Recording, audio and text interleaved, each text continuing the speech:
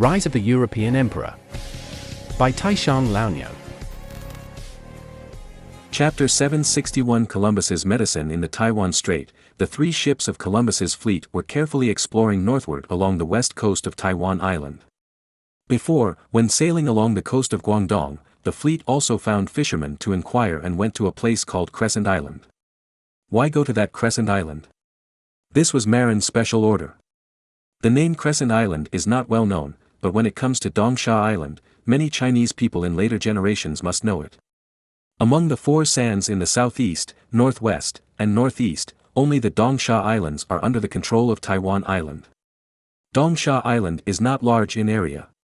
There are no hills on the island, or even no soil, only coral and broken sand, which is a standard coral reef. Because it is a coral semi-atoll, like a crescent, it was called Crescent Island by the people of the Ming Dynasty. There is no fresh water on the island, so there is no permanent population, only a few dilapidated houses, which is a temporary stop for fishermen from the Guangdong coast to rest when they go out to sea to fish. The reason why Marin is interested in Dongsha Island is that Dongsha Island has the most important strategic resource in the farming era, guano. According to the historical articles that Marin read in his previous life, in 1901, a Japanese businessman named Yoshitsugu Nishizawa accidentally drifted to Dongsha Island and found that the island was full of guano. Over time, it was 15 to 20 feet thick, that is, 4.5 meters thick on the island. The land area of Dongsha Island reaches 1.8 square kilometers, so you can imagine how much guano there is. Guano, as a substance made of guano, must be rich in nitrogen. At the same time, because it is the feces of seabirds, it is also rich in phosphorus. Because seabirds eat marine fish. Moreover, many of the marine fish eaten by seabirds eat aquatic plants, and aquatic plants contain potassium. Therefore, guano is a natural fertilizer that contains the three major fertilizer elements of nitrogen, phosphorus and potassium. In the future, Marin will definitely need fertilizers to develop Taiwan Island. It is not cost-effective to transport fertilizers from the mainland. Therefore, it is better to mine guano as fertilizer on the spot. Dongsha Island was reserved by Marin as a fertilizer mining base. Originally, Marin planned to use the guano fertilizer from Dongsha Island as a bargaining chip to present it to the Ming Dynasty. However, after careful consideration, Marin decisively gave up. Why? It's not that he was reluctant, but he was afraid of the serious consequences. Why do you say that? Because the Ming Empire is a standard agricultural empire. This empire may not attach importance to commerce and navigation, but it definitely attaches importance to agriculture. And if the Ming Dynasty knew about the treasure of guano, God knows what kind of enthusiasm the ministers of the Ming Dynasty, who each family has countless fertile fields, would burst out. In this way, Marin may personally light up the great navigation skills of the Ming Dynasty.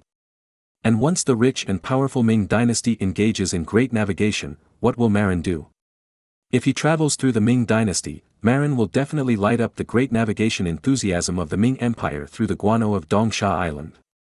If you tell the officials of the Ming Dynasty about the profits of the great maritime trade, those Ming Dynasty civil servants who value agriculture and suppress commerce will definitely spray you to death. A gentleman does not talk about profit. How can you, a fool, get into the eyes of money?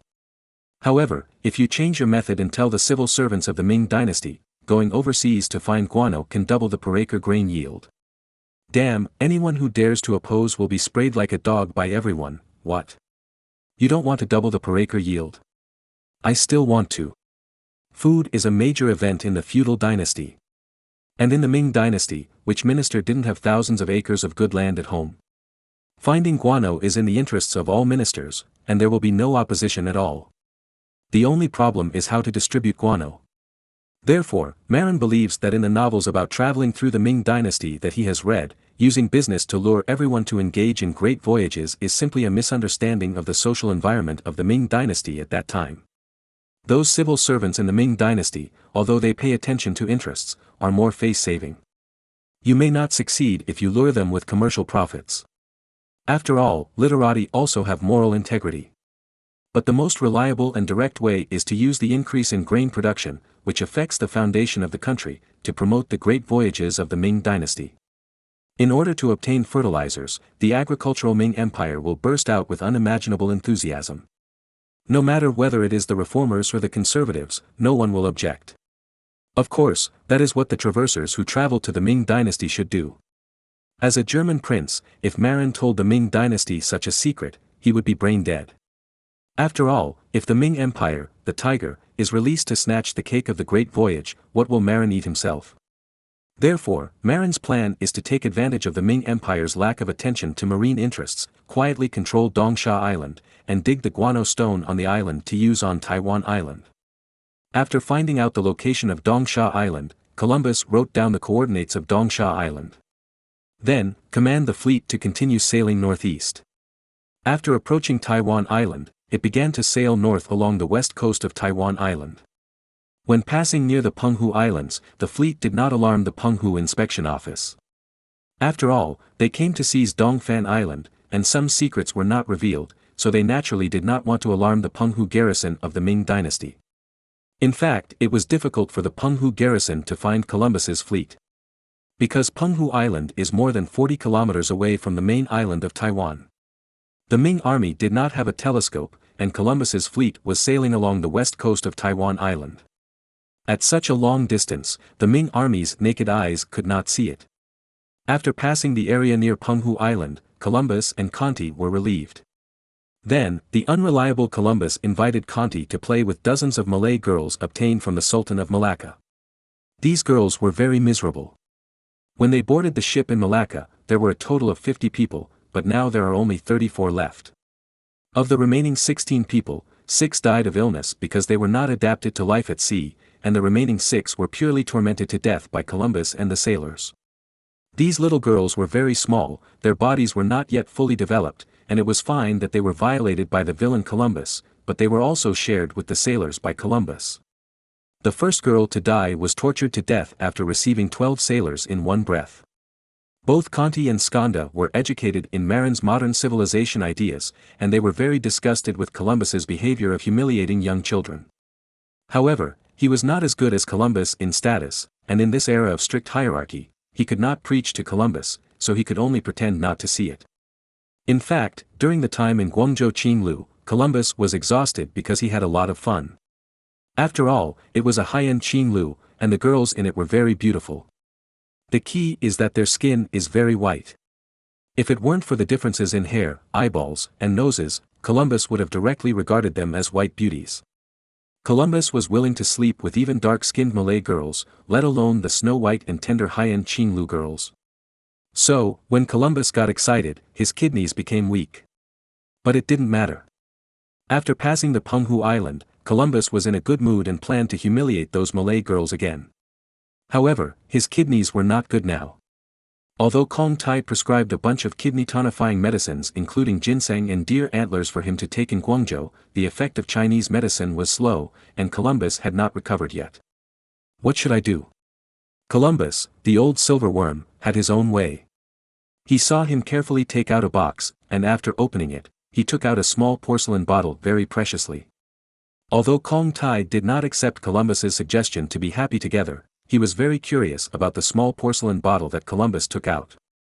Obviously, this was something Columbus got in Guangzhou. After all, there were no porcelain bottles in Europe. Moreover, seeing that Columbus was very precious, it seemed to be something good. "Lord Columbus, what is this?" Kong Tai asked curiously. "Huh, good stuff.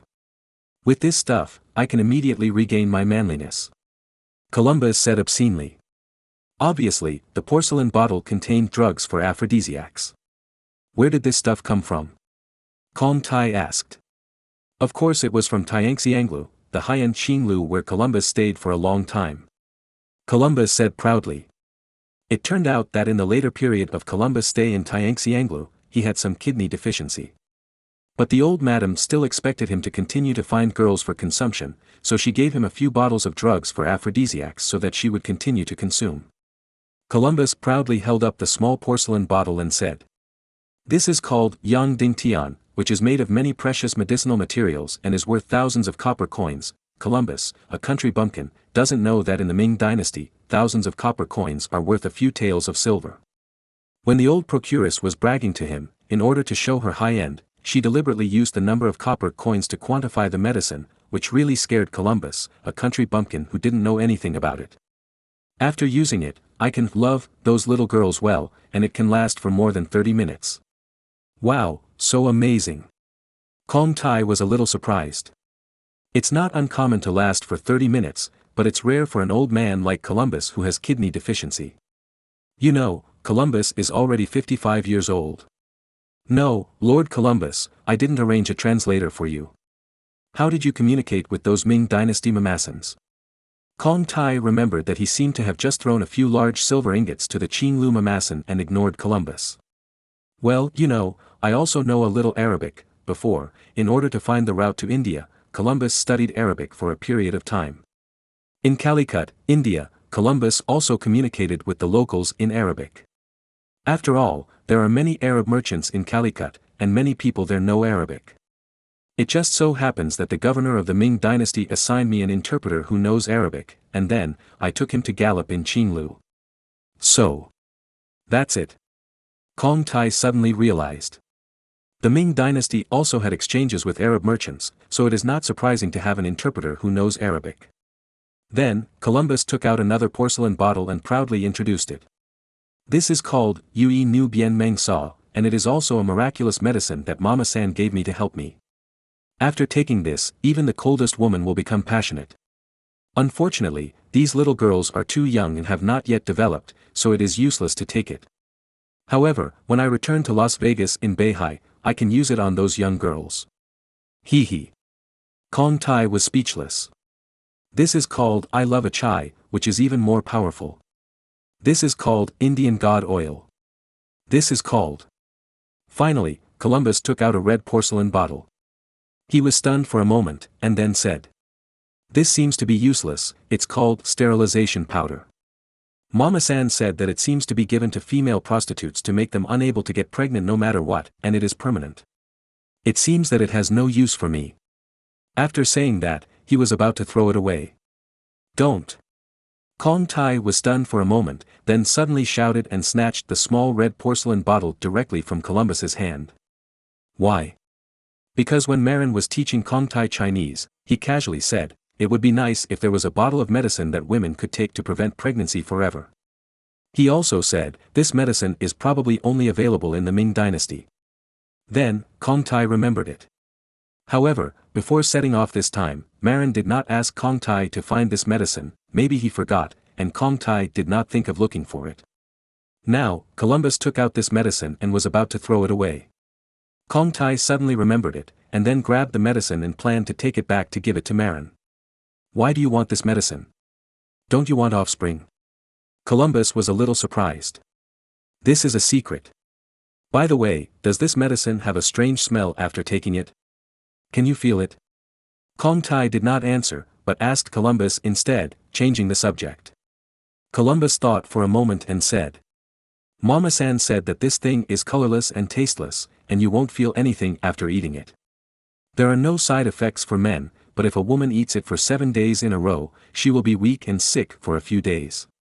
Then, the Qiankui water will become lighter, and the woman will no longer be able to conceive, but it will not affect her emotions. So, what is this Qiankui? Kong Tai had learned Chinese, so he naturally knew that it was a civilized name for menstruation, but he didn't want to explain it to Columbus.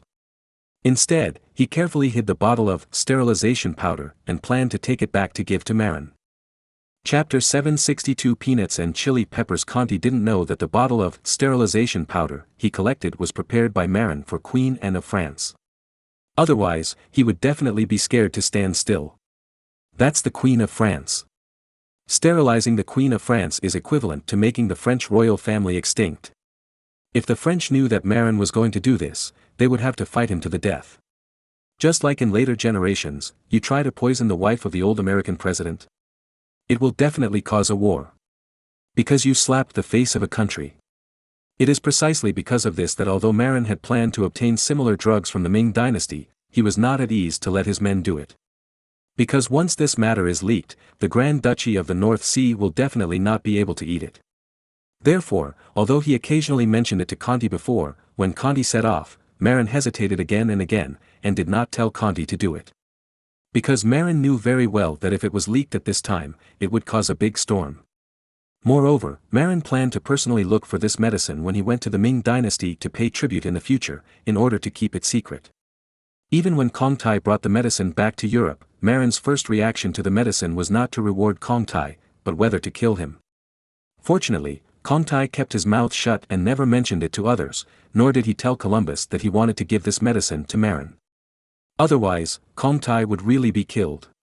Of course, this would not happen until Columbus's fleet returned to Europe. And now in Europe, Marin is looking at the dish in front of him in surprise: boiled peanuts. And, damn, chili peppers are added. My big grass. There is actually such an operation. Marin looked at the pot of boiled peanuts in front of him in surprise. Everyone knows that peanuts and chili peppers are native to America. Although some people in later generations jumped out and said that China is also the origin of peanuts, and they also took out the so-called peanut fossils.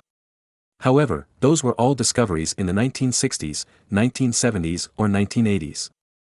However, Marin read an article saying that in 2014, after the international academic community sequenced the peanut genome, it was found that peanuts are a hybrid variety. Its two parents, the vine peanut and the Tarija peanut, are both native to Bolivia, Paraguay and northern Argentina in South America. Anyway, no genes from other regions were detected.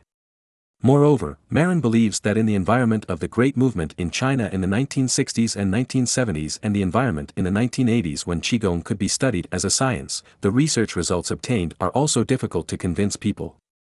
In fact, this behavior is somewhat similar to the practice of the Koreans, linking everything to their ancestors.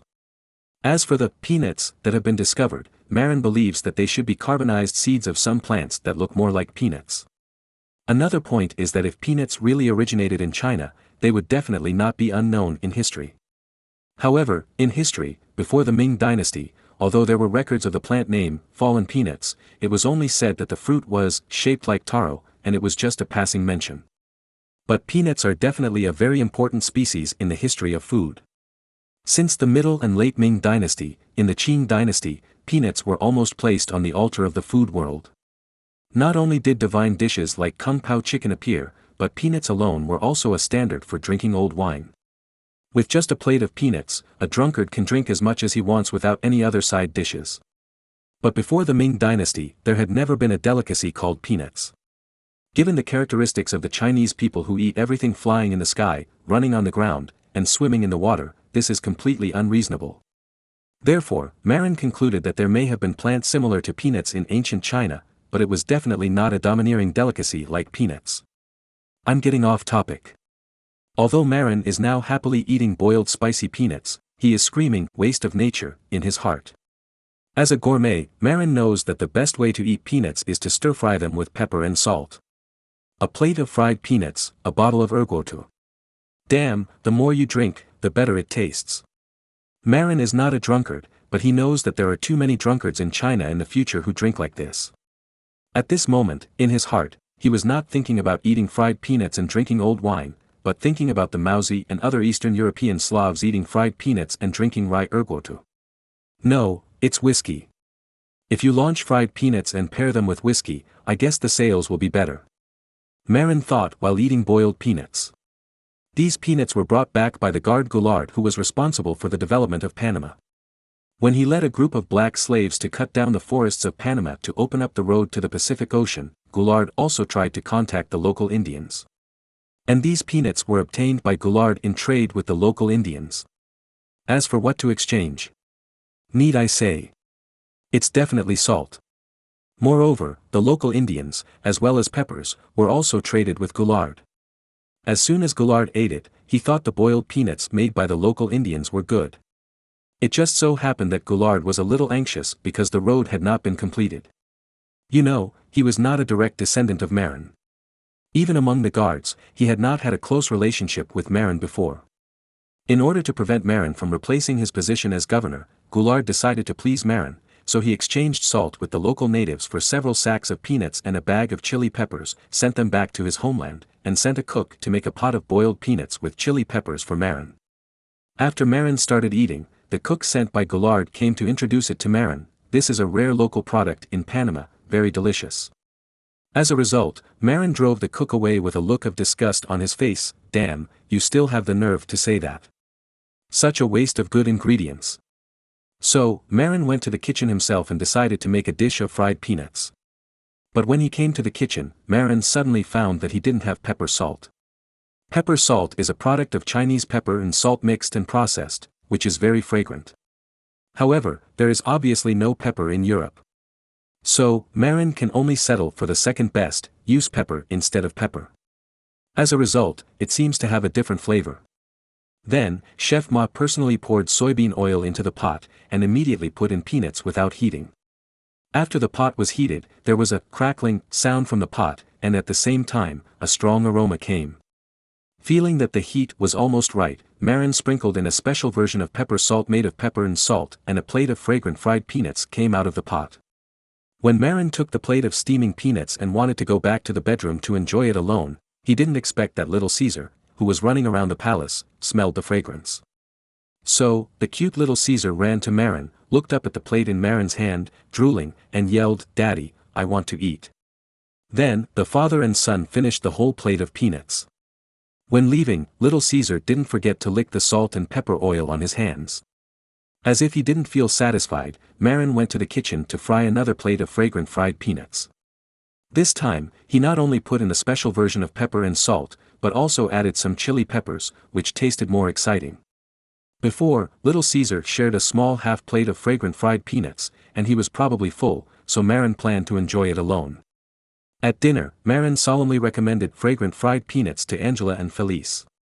Then, at dinner time, he didn't have a share of the plate of fragrant fried peanuts. The next day, the famous dish of fragrant fried peanuts spread out of the palace. Khan, the greedy ghost, came to eat a meal, and then boasted to the world about how fragrant the fragrant fried peanuts were. Marin saw that he didn't need to promote it himself, so he simply invited Schwartz, Jeffrey and other big guys to hold a food seminar on fried peanuts. At the banquet, Marin didn't prepare any dishes, just fried peanuts with pure pepper and salt flavor and fried peanuts with spicy flavor. Then, they all matched rye ergotu, whiskey. After this banquet, the famous dish of fried peanuts became a legend in the upper class of Beihai. Maybe, people should promote peanut planting. Marin thought about it and added a sentence to the plan: promote the planting of peanuts. Then, he thought again, such a good delicacy, if it is dedicated to Zhenga, the naughty kid, it will definitely win his favor, and will it increase the chance of becoming the chieftain of the Ming dynasty? In addition, peppers are also a good tribute. Of course. Peppers alone are not attractive. However, paired with a Sichuan hot pot, or stir-frying a Sichuan-style twice-cooked pork, maybe it will be more conducive to the promotion of peppers. Marin kept writing and drawing in his notebook. Chapter 763, The Tempting Offer from Charles II. According to Marin's plan, he intends to promote the planting of peanuts in the Havana colony in Cuba. Then, concentrate on supplying Europe. As for the main market, it is naturally Eastern Europe. The Russians and Poles in Eastern Europe love to drink strong liquor. If they are paired with fragrant fried peanuts, wouldn't it be a great pleasure for those drunkards? At that time, the sale of peanuts can also become a good way to make money. In addition, fried peanuts can actually be promoted in beer halls in the German region. In short, fried peanuts are the best side dish for drinking.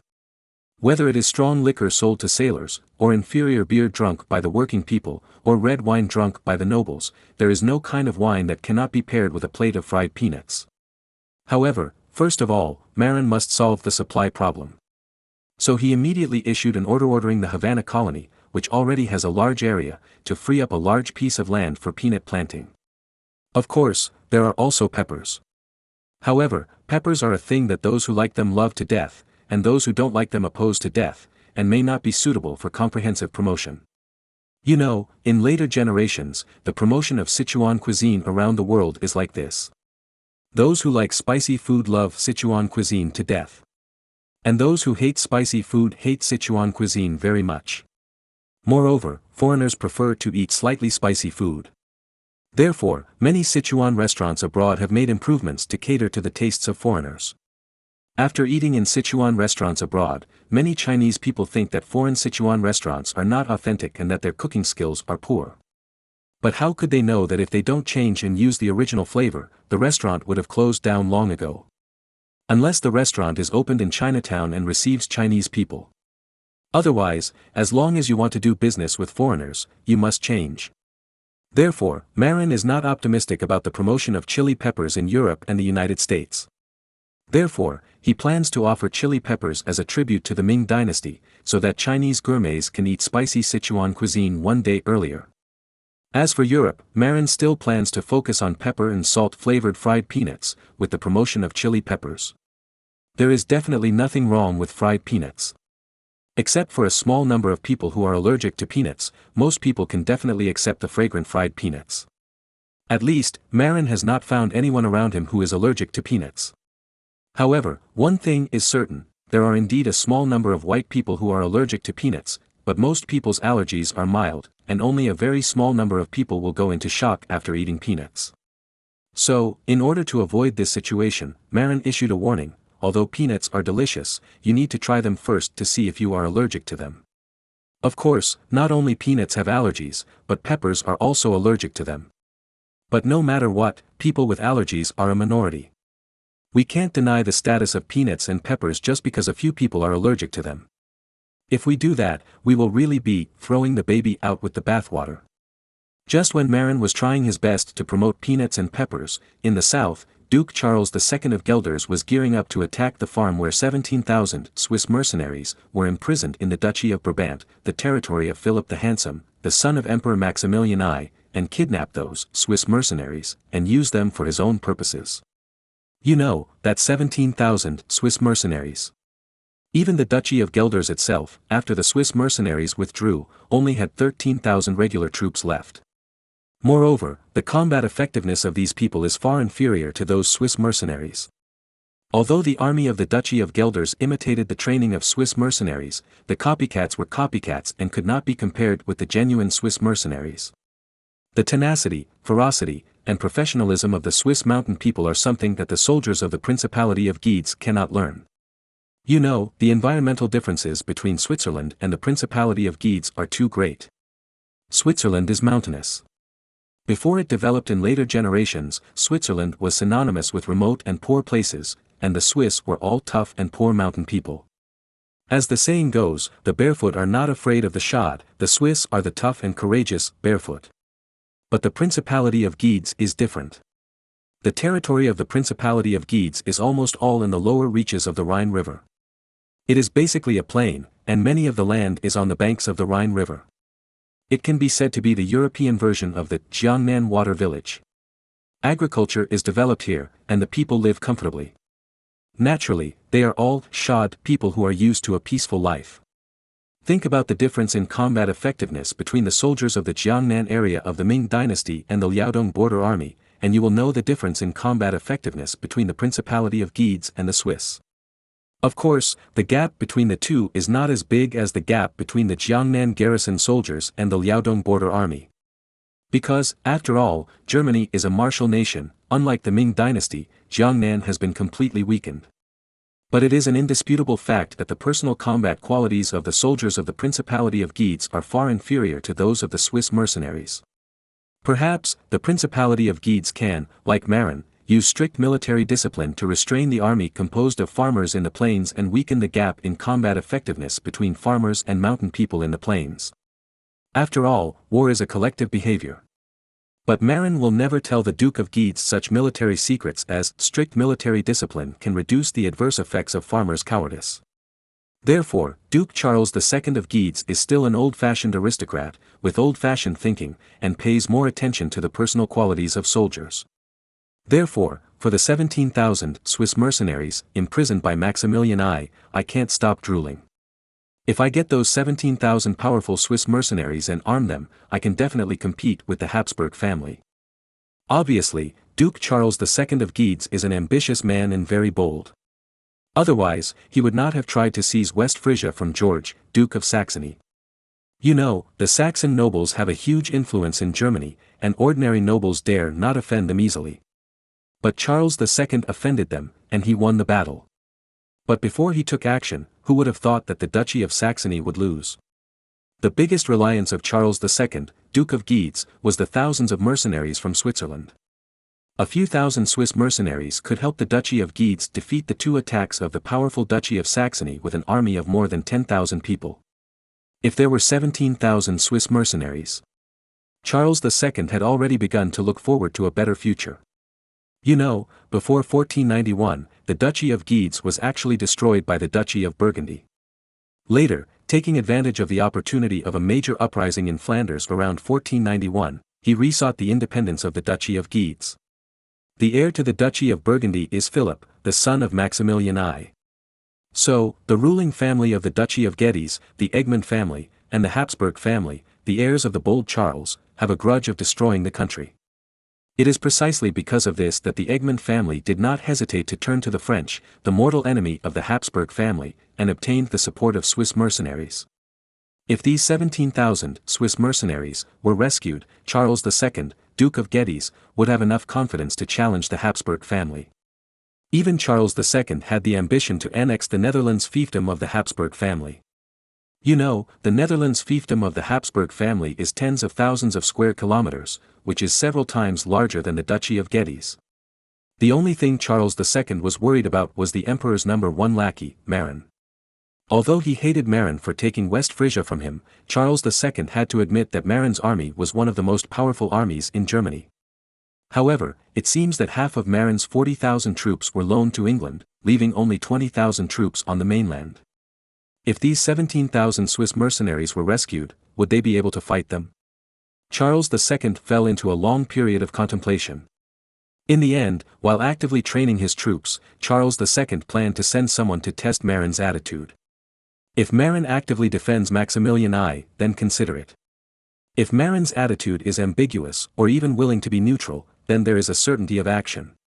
If he is willing to be neutral, I am willing to cede him a large piece of land at the mouth of the Rhine River in the Principality of Guedes.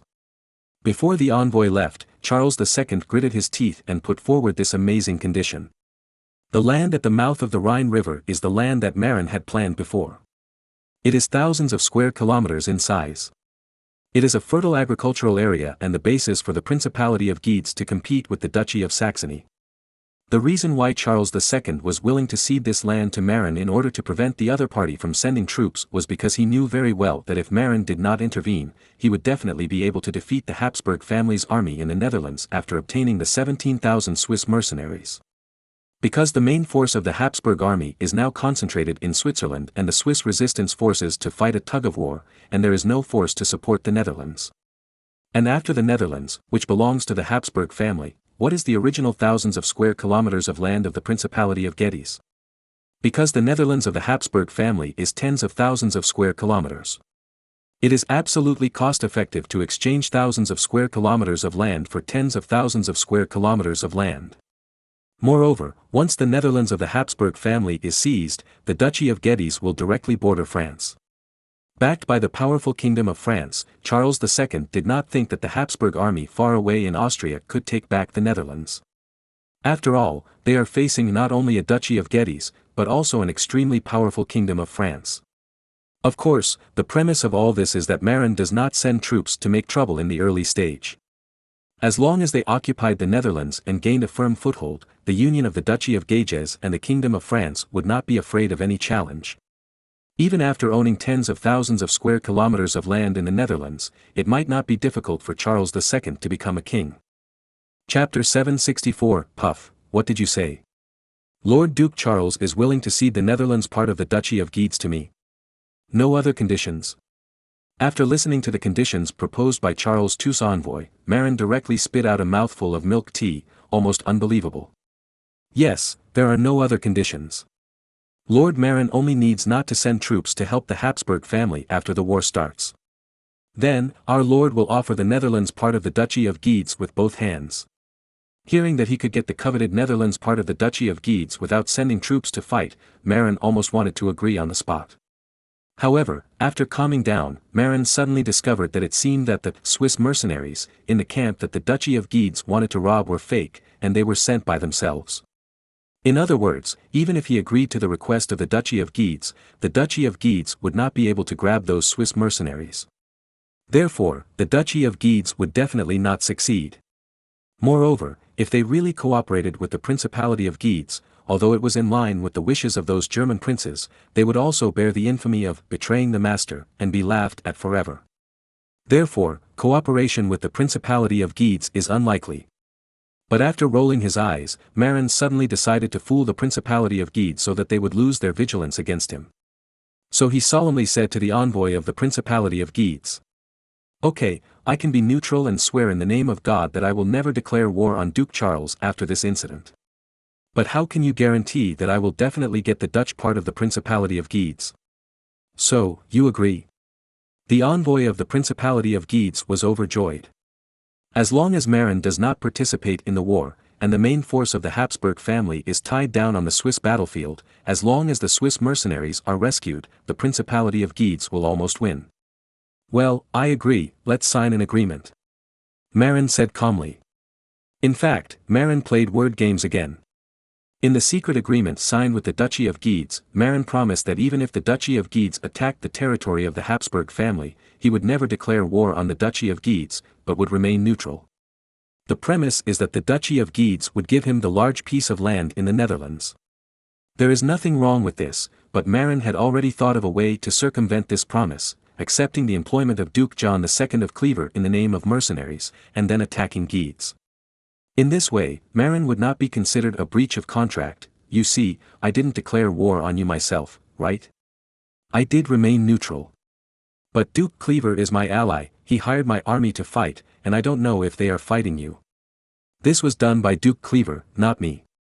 At least, I did not declare war on the Duchy of Guides and strictly abided by the treaty."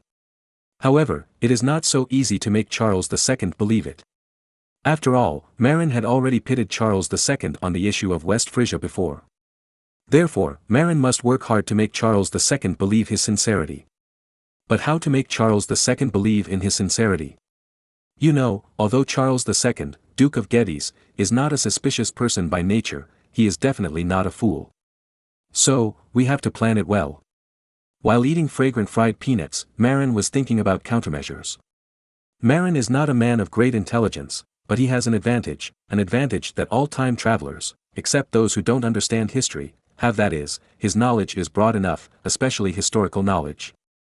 If the historical knowledge is rich enough, the solutions to many problems, except modern scientific and technological problems, can actually be found in similar cases in history.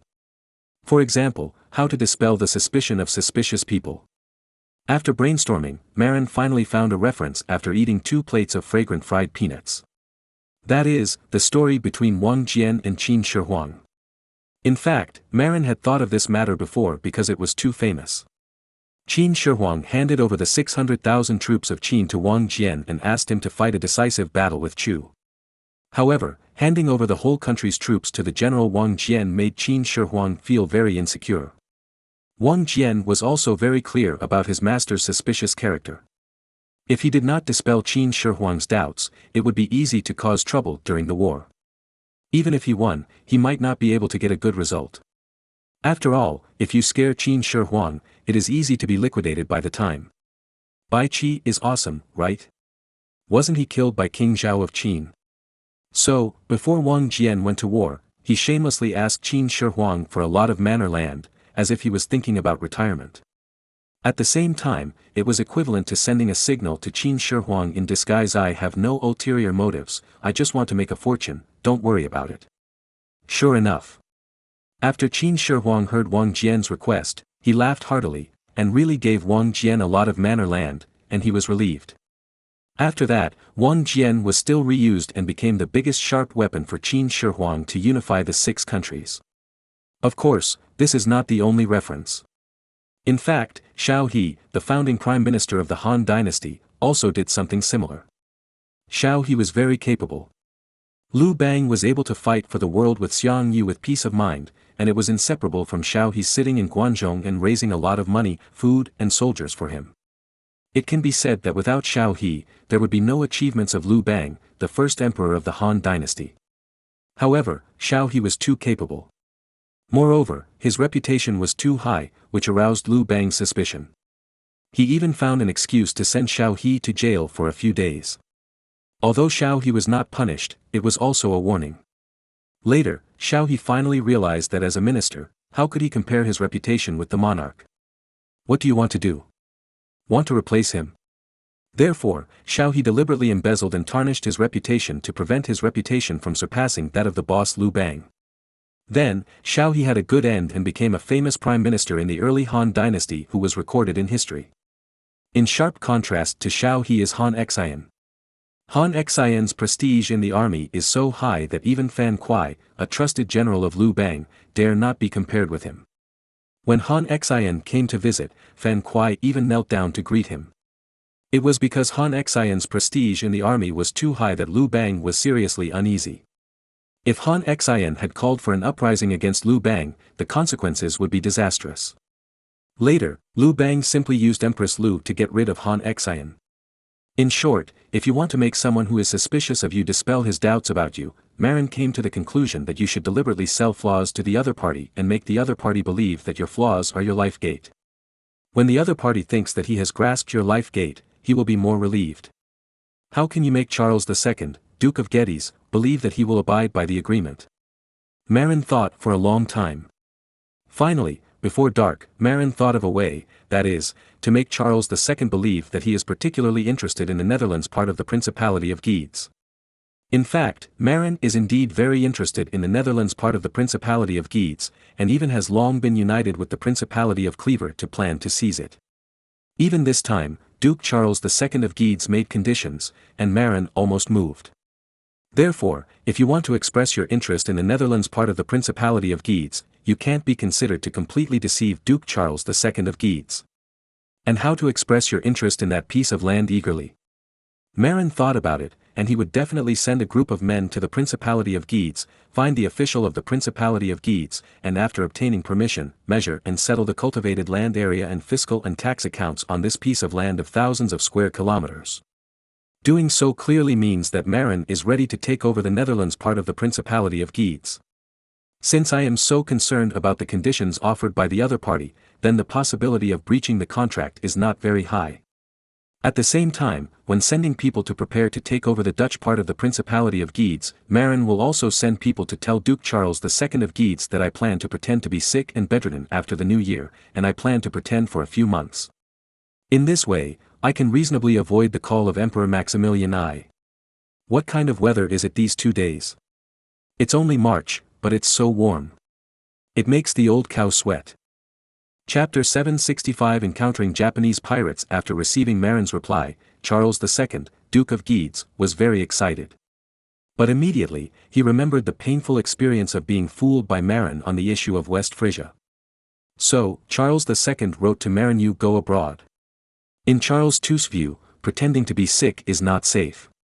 Even if Marin pretends to be sick in bed, the envoy of Maximilian I can visit him at the bedside when he arrives. In this way, it is easy to be seen through. Once this happens, Marin will have to respond to the emperor's call and send troops. Therefore, it is best for people not to be in the country. In addition, Charles II, Duke of Geddes, was also afraid that Marin would be cunning and deceive him. Therefore, he asked Marin to go abroad for at least 3 months in the spring of 1507 and not stay in the country. In this way, Emperor Maximilian I could not find him, and he could not order the Grand Duchy of the North Sea to send troops. After receiving Charles II's letter, Marin had to praise the other party for being cautious. However, it was useless, because Marin had long planned not to get involved in this war. Moreover, the order for Schwartz to lead more than 20,000 troops to accept the employment of Duke John II of Clever had already been signed. Even if he went abroad for 3 months in the spring after the new year, it would not have any impact on the war situation. It just so happened that Marin also planned to go to America in the spring to take a look. Marin was still very curious about North America in this era. So Marin wrote a letter to reply to Duke Charles II of Geddes, agreeing to go abroad for 3 months after the spring plowing, and promised to leave the European continent. After receiving Marin's letter of commitment, Duke Charles II of Geddes finally breathed a sigh of relief. As long as Marin left the European continent, then things would be much easier. Moreover, he was not a fool. If Marin didn't leave, he wouldn't do it. But even so, he didn't know that he was still fooled by Marin. Marin, who had seen various contract traps in the future, was already full of octopus ink in his stomach. In his previous life, before graduating from college, in order to improve the self-protection level of graduates and avoid falling into contract traps. Marin had participated in the school's training on preventing contract traps. And the little tricks played this time were just a small part of that training and the subsequent social experience. At the same time, Columbus's fleet finally arrived at Shiliao Island at the mouth of Keelung River in the north of Taiwan Island. Before that, Columbus had tried to land and investigate on the western coastline of Taiwan Island. However, the local natives were very fierce. When Columbus's fleet came to the mouth of Dajia River and Tamsui River to land and see what was going on, before they dropped anchor, a group of natives came out of the jungle with sticks, bamboo poles and earth bows and arrows. Columbus was not convinced and wanted to lead people to compete with those natives, but was persuaded by Kong Tai. After all, they came to find a place, not to fight.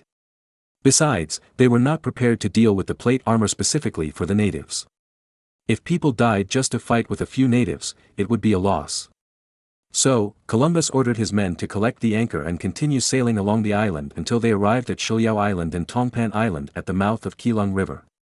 It should be here. This big island called Dongfan Island seems to have a big island at the mouth of this river. Columbus compared it with the simple map given by Marin for a long time and judged. When Columbus and Conti were discussing whether this was the destination to the west of Shiliao Island and Tongpan Island, suddenly thick smoke rose from Shiliao Island, as if something had happened. What happened? Columbus asked. The first mate climbed up the mast and looked through the telescope, then came back to report. It seems that a small village on the island was attacked by a group of pirates. Pirates? Are there many people?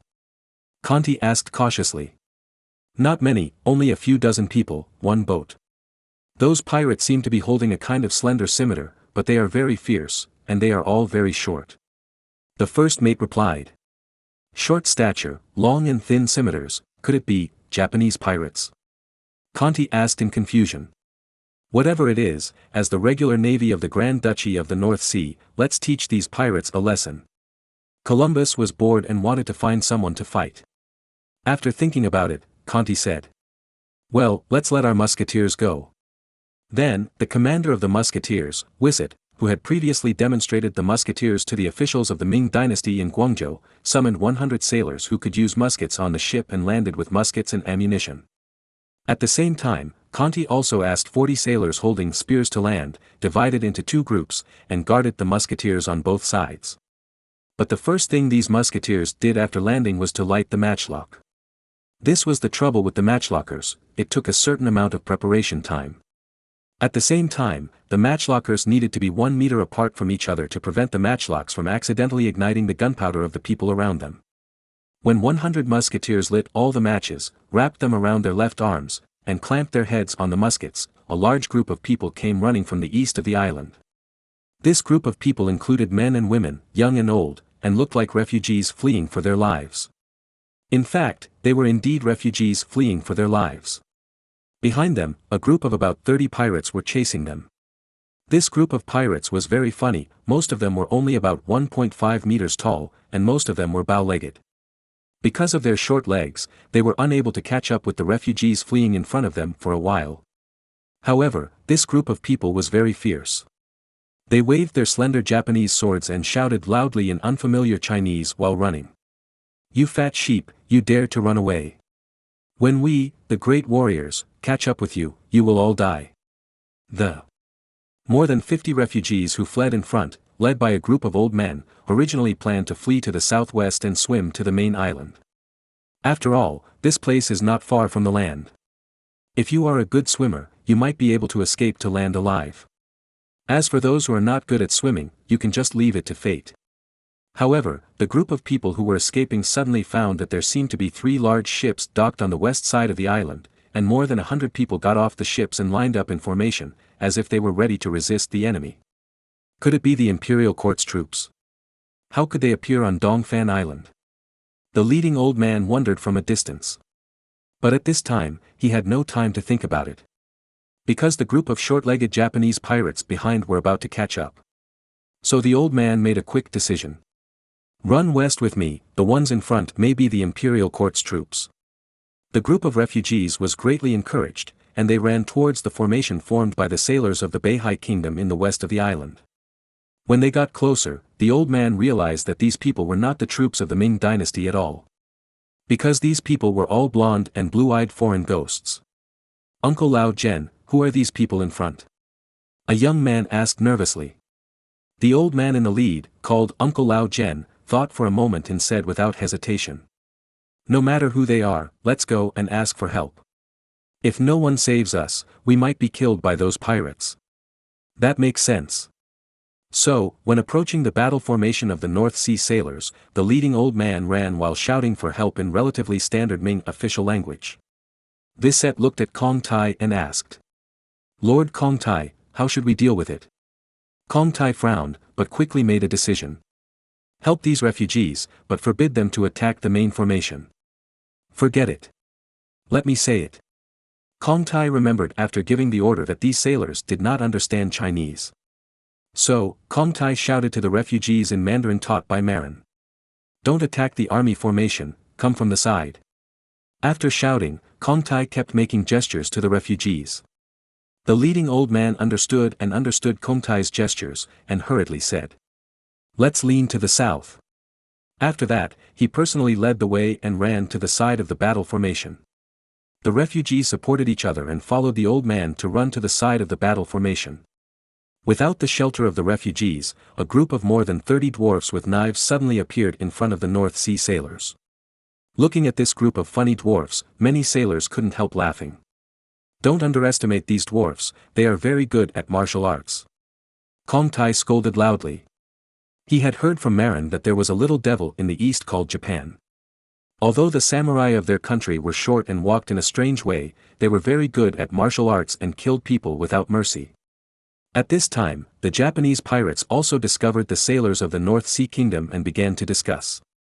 "Mr. Fujita, why is there a group of foreign devils in front? Should we retreat?" A Japanese pirate leader hesitated. The short samurai called Mr. Fujita said confidently. "Don't be afraid. Although there are hundreds of foreign devils in that group, we are all the most powerful samurai in Heisen. Although we are few in number, we can beat several people alone. So, everyone, follow me. Scatter." This group of samurai is the samurai of Heisen, the westernmost regent country in Japan. Heisen includes Hirado Island, which later became the famous Japanese foreign trade center, but now the pirate king Wang Ji is only a 5-year-old kid and has not yet operated Hirado Island as his home. Therefore, the current Heisen has not yet become a major maritime trade domain, but is still just an ordinary domain. Of course, due to the geographical characteristics, the daimyo Shoni Masashi of Heisen province sent the samurai leader named Fujita Kikujiro to take a pirate ship to the Ryukyu kingdom in the south to see if there was any opportunity to attack. After all, before the rise of the great pirate Wang Ji, much of the trade between Japan and the Ming dynasty was transferred through the Ryukyu kingdom. And the Ryukyu kingdom also became rich because of maritime trade. This group of samurai from Heisen province wanted to rob the Ryukyu kingdom, which had mediocre military power. However, they were accidentally blown to Taiwan Island by the sea breeze. Seeing that there was a village on Shouyao Island, they simply landed to take advantage of it. "But, Fujita-kun, what are those iron pipes in their hands? Why are they pointing them at us?" a samurai asked puzzledly. Although the Japanese Warring States period had already begun, they had not yet come into contact with the Portuguese, and there were no iron cannons, so the samurai did not know about muskets. "Who cares? I'm going to kill 10 of them. Samurai, follow me. Shoot." Wisset saw that the more than 30 fierce dwarfs with knives on the opposite side had rushed to a distance of 60 meters, and it seemed that they were almost ready to shoot. So he raised his command knife. "First row, get ready dash. Fire dash." Chapter 766, Saving a Group of Ming Refugees, bang bang bang bang dash. After a round of shooting, when the smoke cleared and the second row of musketeers had not yet opened fire, Commander Wisset began to observe the results of the battle. Generally speaking, shooting is more reliable at a distance of 50 or 60 meters. However, Wisset was surprised to find that there were not many casualties on the other side. Why?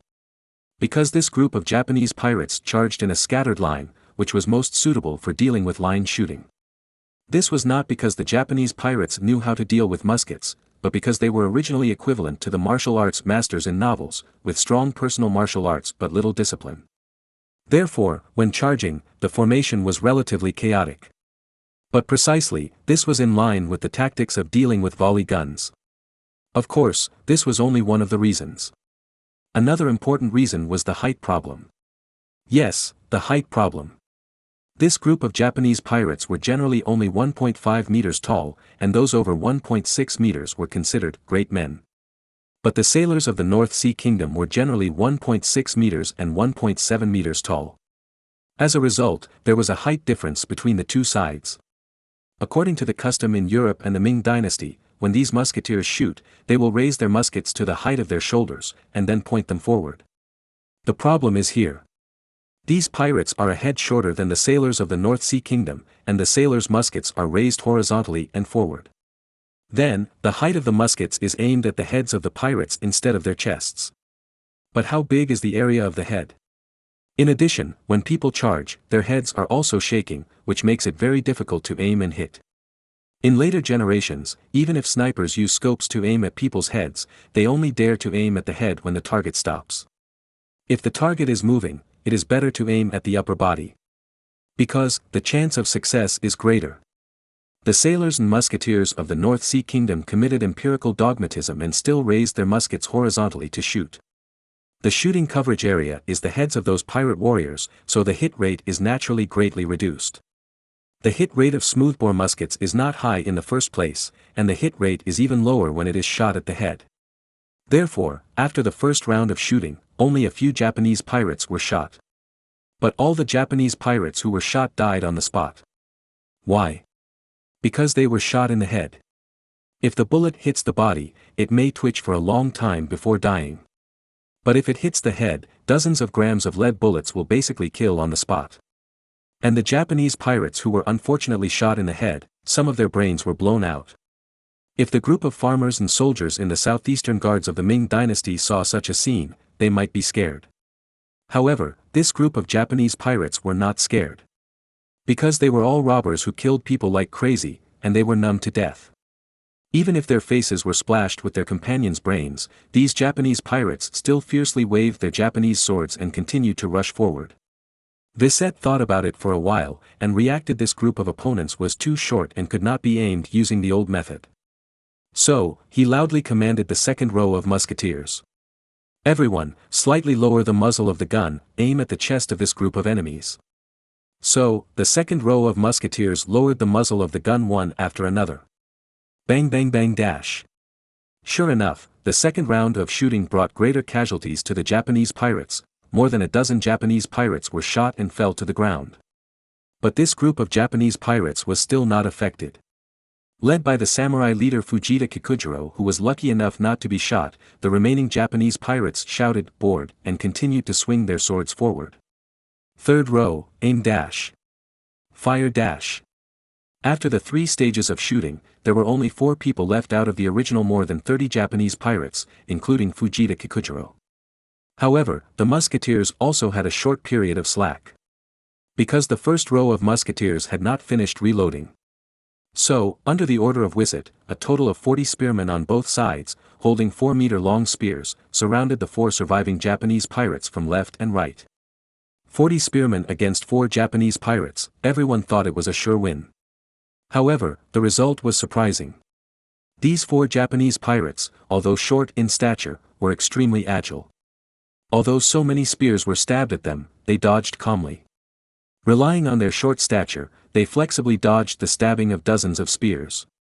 Moreover, the Japanese swords in their hands were very sharp, and they actually cut off several spears. Hizen Itoryu. After cutting off the spear of a North Sea sailor, the highly skilled Fujita Kikujiro took advantage of the situation and rushed forward, shouted loudly, and slashed the neck of the sailor with a sword, killing the unfortunate sailor on the spot.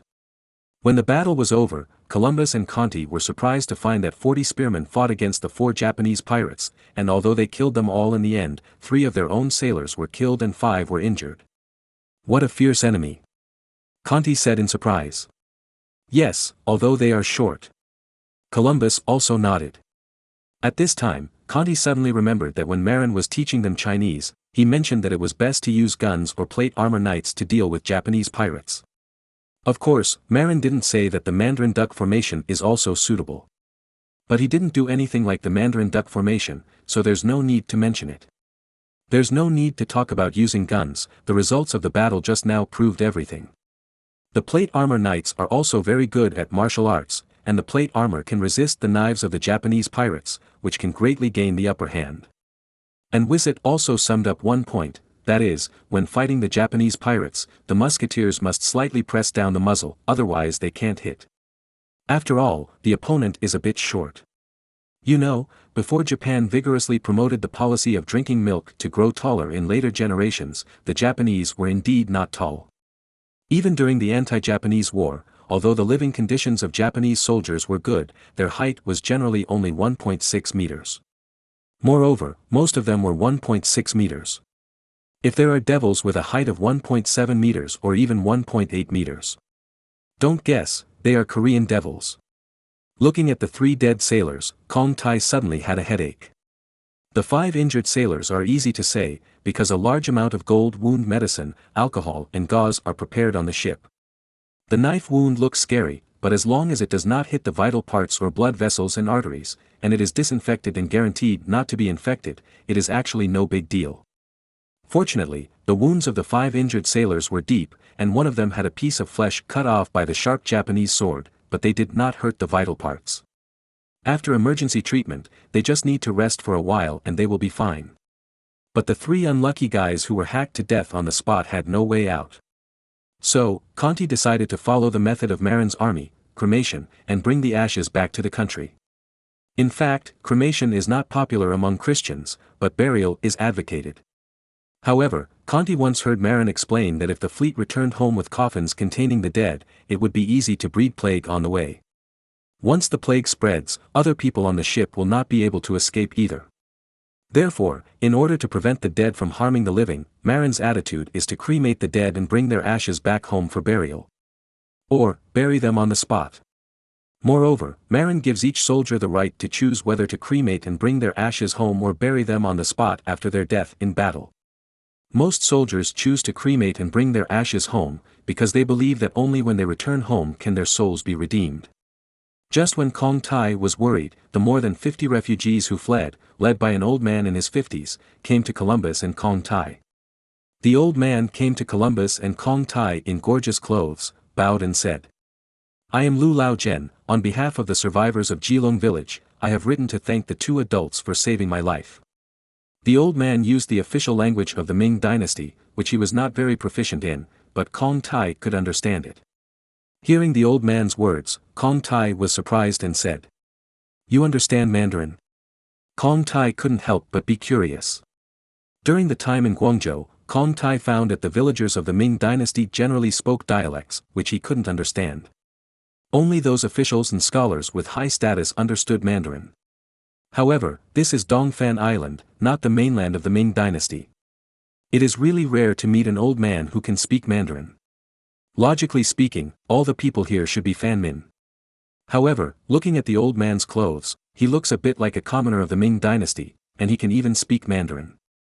Lu Laojian rolled his eyes and thought to himself, "You, a yellow-haired and blue-eyed foreigner, can speak Mandarin, so is it strange that I can speak Mandarin?" But he still patiently explained. "When I was young, I also studied in a private school for a few years. Although I was not good at studying and could not pass the imperial examination, I could speak some Mandarin. So that's it." Kong Tai suddenly realized, but then asked in confusion. "From the way you talk and dress, you should be a commoner of the Ming dynasty.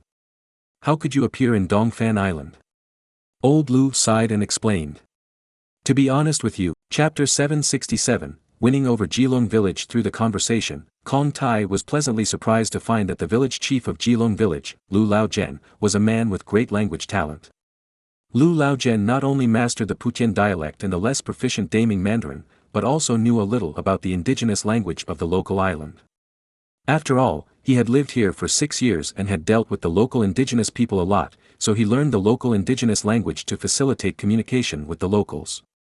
So Kong Tai wanted to win over Lu Laojian. Kong Tai's idea was that even if Amerigo brought a fleet from America to Shouyao Island, it would be difficult to deal with Daming and the local indigenous people without a translator. Because the language was not accessible. And with the help of Lu Laojian, Once the castle on Shiliao Island was built, the Beihai state garrison could deal directly with the local indigenous people on the shore. After all, with Lu Laogan's language level, he was very suitable to be a translator. Amerigo himself would definitely lead the translation of Chinese, but the translator he brought must be like Kong Tai, who only knew Mandarin, which was close to Daming Mandarin, and could not communicate with the local indigenous people at all. With Lu Laogen, a master of languages, they can trade and negotiate with the local natives smoothly. This way, they can save a lot of trouble. Moreover, with Lu Laogen and the more than 50 surviving villagers led by him to farm, they can also provide enough food for the colonists in the newly built castle. You know, this time Jilong village was raided by Japanese pirates. Although more than a dozen people died, most of them were the unlucky ones who ran slowly, or the old and weak who couldn't run.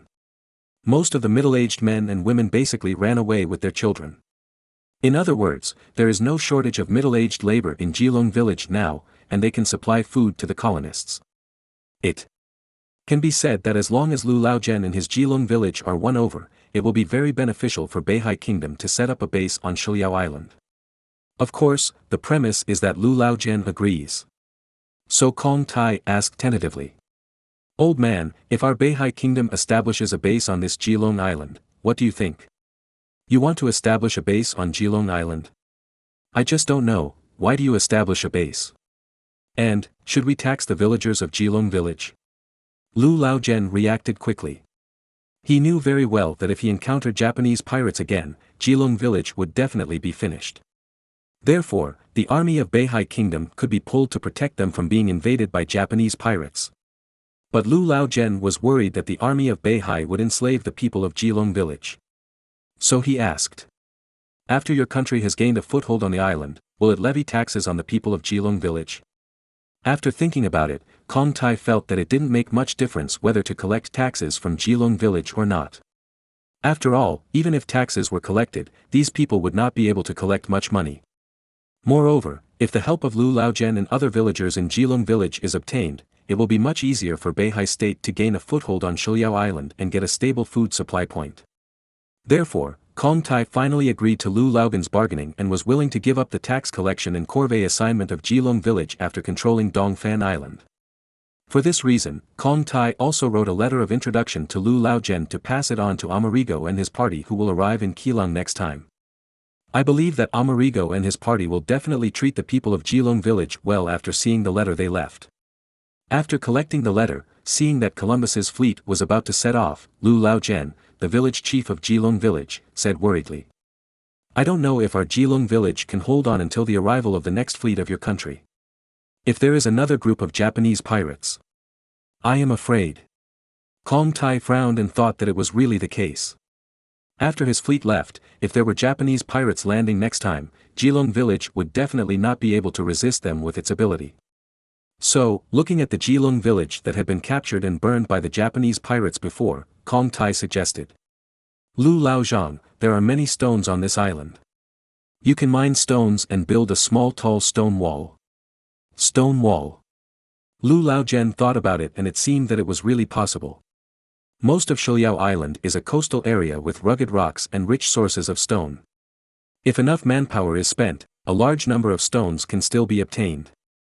Before, Jilong village did not build a stone wall because they did not expect the appearance and harassment of Japanese pirates.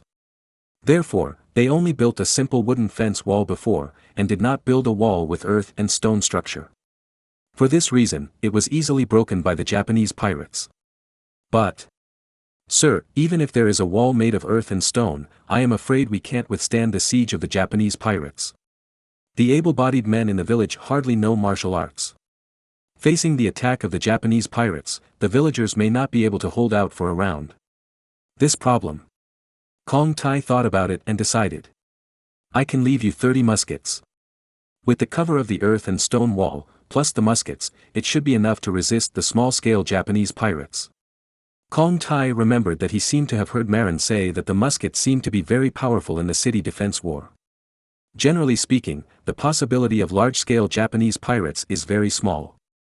And with 30 muskets, it is still easy to resist the Japanese pirates carried by 1 or 2 pirate ships. So, Kong Tai decided to leave 30 muskets, several barrels of gunpowder and a related number of lead bullets to Geelong village. In this way, it can support 2 or 3 battles against the enemy within a year.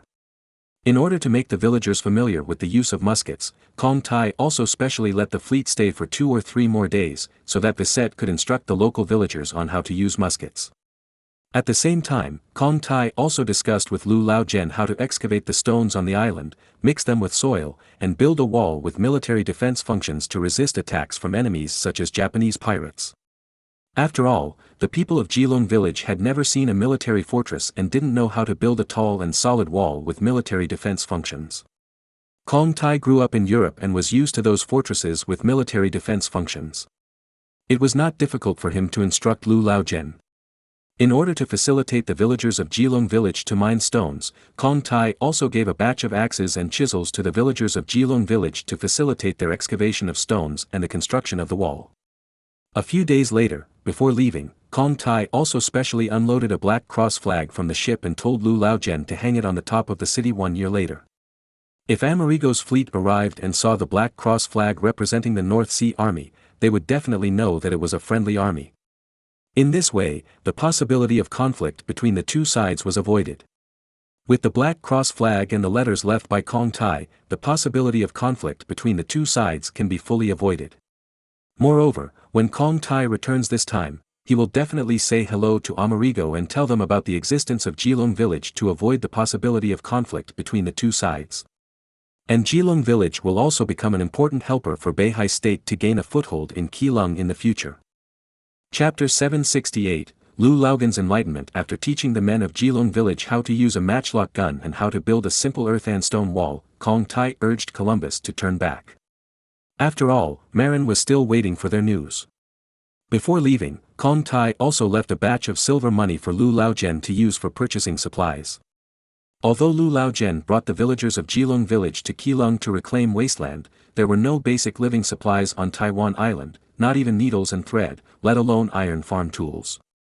Therefore, sometimes, Lu Laojian and others would secretly drive small fishing boats to the coast of Daming to purchase supplies. However, there is a Pinghaiwai on the coast of Puqian County, which is specifically for guarding against threats at sea. Therefore, the fishing boats of Geelong village must avoid the crews of Pinghaiwai warships. Otherwise, if they are caught, the officers and soldiers of Pinghaiwai will not be polite to them. Therefore, even if they secretly drove the fishing boats back to the mainland to purchase, the fishing boats of Geelong village could not get close to the land, nor could they return to the original place of Shaolu village, although there were many acquaintances there. Later, the people of Geelong village discovered an important phenomenon, that is, the patrol fleet of Pinghaiwai generally did not go out to sea for patrol during major festivals. For example, during festivals such as the New Year, Qingming Festival, Dragon Boat Festival, Mid-Autumn Festival, and Double Ninth Festival, the patrol boats of Pinghaiwai generally did not go out to sea. After all, those soldiers also have to celebrate the festival. In this way, the fishing boats of Geelong village have the opportunity to purchase. However, they dare not get close to the land, so they can only choose to dock on coastal islands that are also islands, and then trade with local people. Of course, the villagers of Geelong village did not have any goods to exchange for money before. Geelong village mainly makes a living by farming and fishing. In addition, they can cook some private salt. In the mainland of the Ming dynasty, cooking private salt would lead to imprisonment. After all, the Ming dynasty court monopolized the salt trade, and private individuals dared to intervene and were decisively arrested. But on Keelung Shouyao Island, it was different. There are no soldiers here, so everyone can cook salt at will without worrying about being sued. Moreover, the people of Geelong village used to trade with the Aboriginals on the main island by cooking salt. The Aboriginals on Taiwan Island did not know how to cook salt, so they naturally welcomed the salt cooked by the villagers of Geelong village. The commodities that the Aboriginals on the island exchanged were mainly deerskin, venison and wood. When sneaking back to the islands on the edge of the mainland for trade, the people of Geelong village also used the deerskin exchanged from the Aboriginals. As for salt, they dared not use it for trade. Because once they were discovered, it would definitely be a felony. Even if they dared to sell it, the people on the islands might not dare to buy it. The trading partner chosen by Geelong village was the fisherman on Meizhou Island in Puqian County.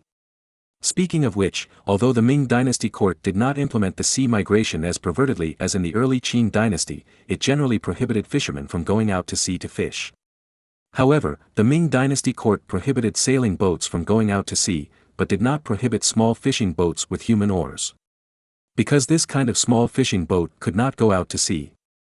Even if they went out to sea, they would be in danger of death. Therefore, the fishermen along the coast basically use small fishing boats to fish along the coastline. Meizhou Island is one of the islands where fishermen are concentrated. Moreover, Meizhou Island has a great origin. Because this is the hometown of Ma Zhu. On the island, there is also a Tianhou palace specially built for Ma Zhu. Ma Zhu is the patron saint worshipped by the coastal areas of Fujian Guangdong. Therefore, although Meizhou Island is small, it is a popular island along the coast. Because every year, many people from outside the island come to Meizhou Island to worship Ma Zhu.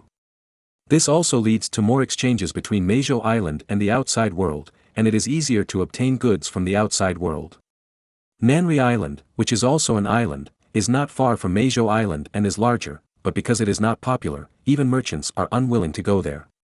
Therefore, if you want to purchase goods, you have to go to a popular island like Meizhou Island. Before, the strong men of Jilong village once drove a sloop to Nanri Island for procurement. Although they avoided the ship of Ping Haiwai, they didn't buy anything. Moreover, no one collected the deerskin they brought. Later, the villagers of Jilong Island went to Meizhou Island and finally found a merchant who was willing to buy deerskin. They also purchased farm tools and various daily necessities from the merchant. However, in order to avoid the garrison of Ping Haiwai, such opportunities only occur a few times a year, and they are all held during major festivals. If they are caught by the patrol boats of Ping Haiwai, the confiscation of goods is light, and people may be thrown into prison. However, before, only merchants on Meizhou Island were willing to buy their goods and sell them to them. Therefore, their deerskins could not be sold at a high price, and the goods provided by merchants to them were at a higher price. For example, the price of a deerskin in Daming was more than 400 yuan.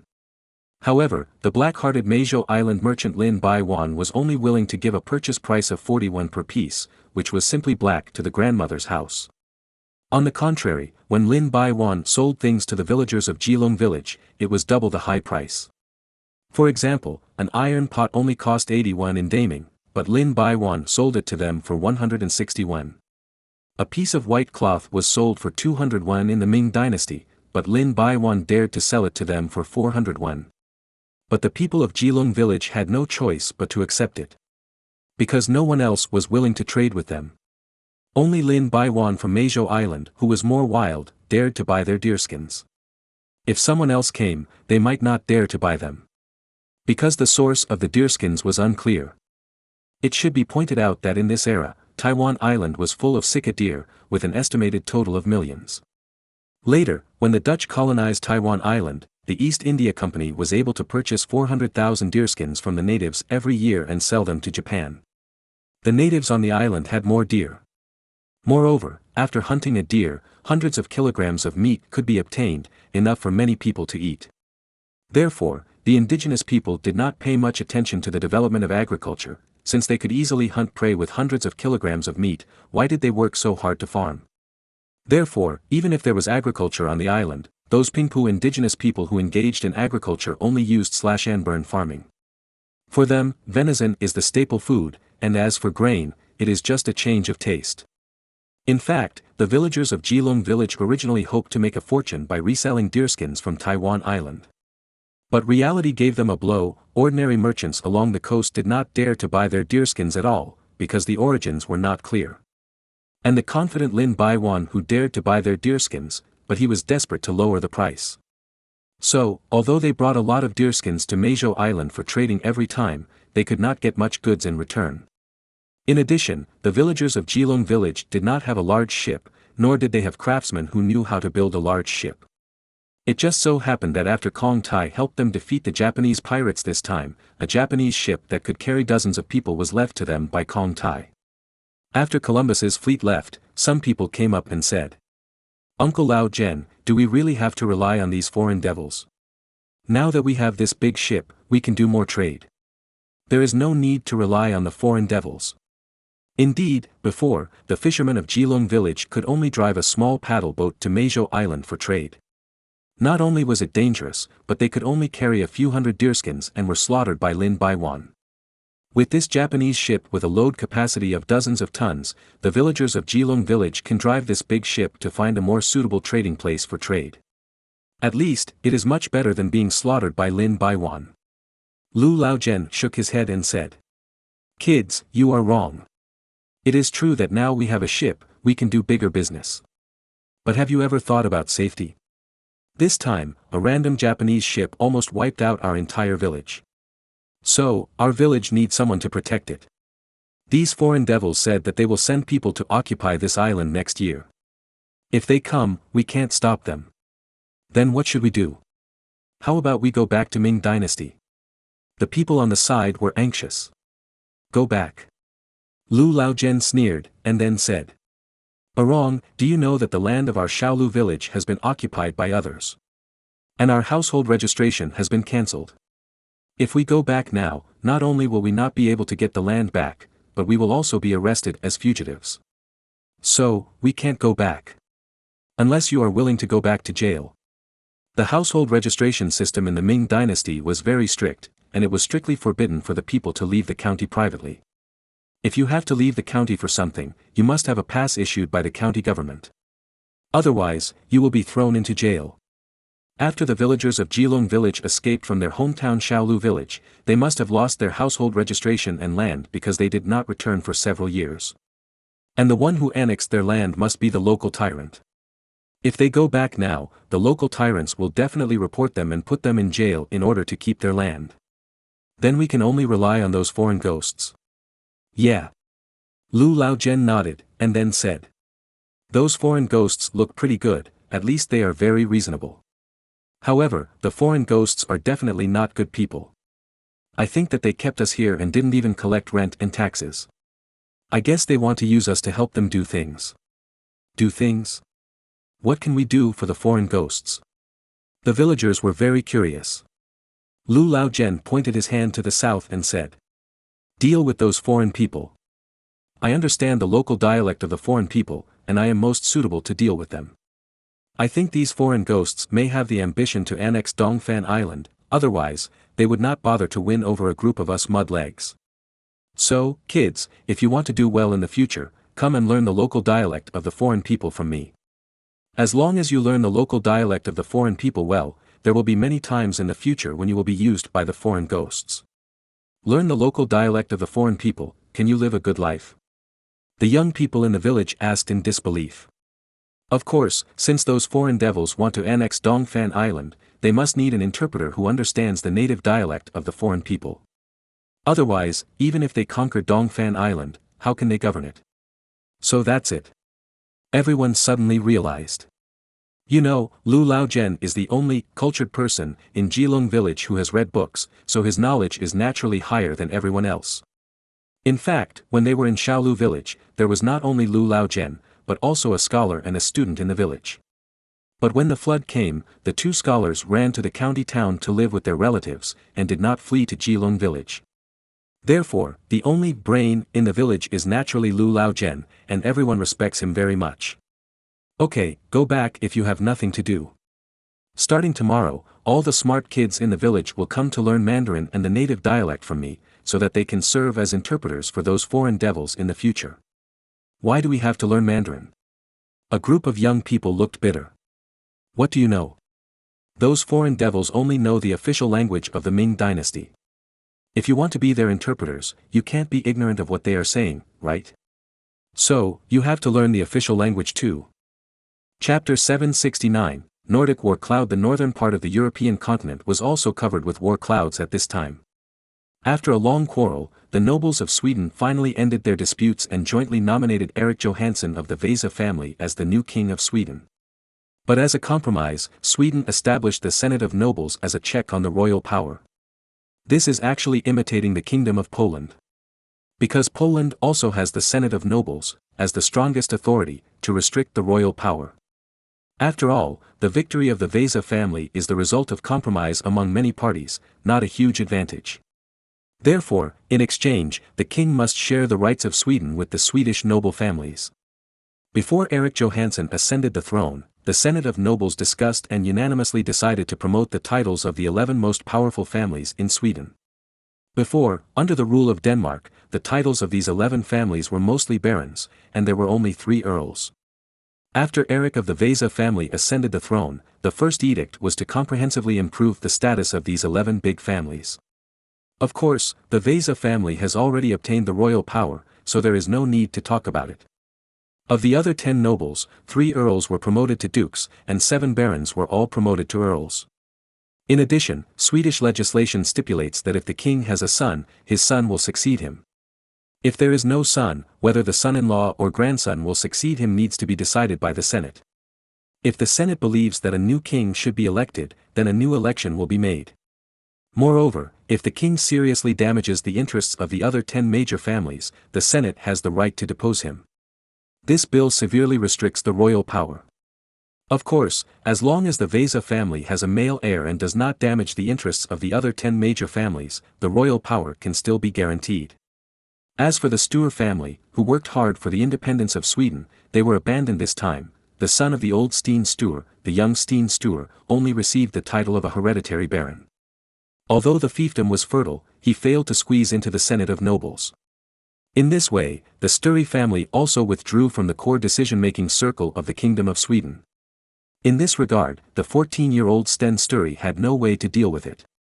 After all, the rise of old Sten Sture was not based on family strength, but on personal talent. But as soon as old Sten Sture died, the Sture family declined rapidly.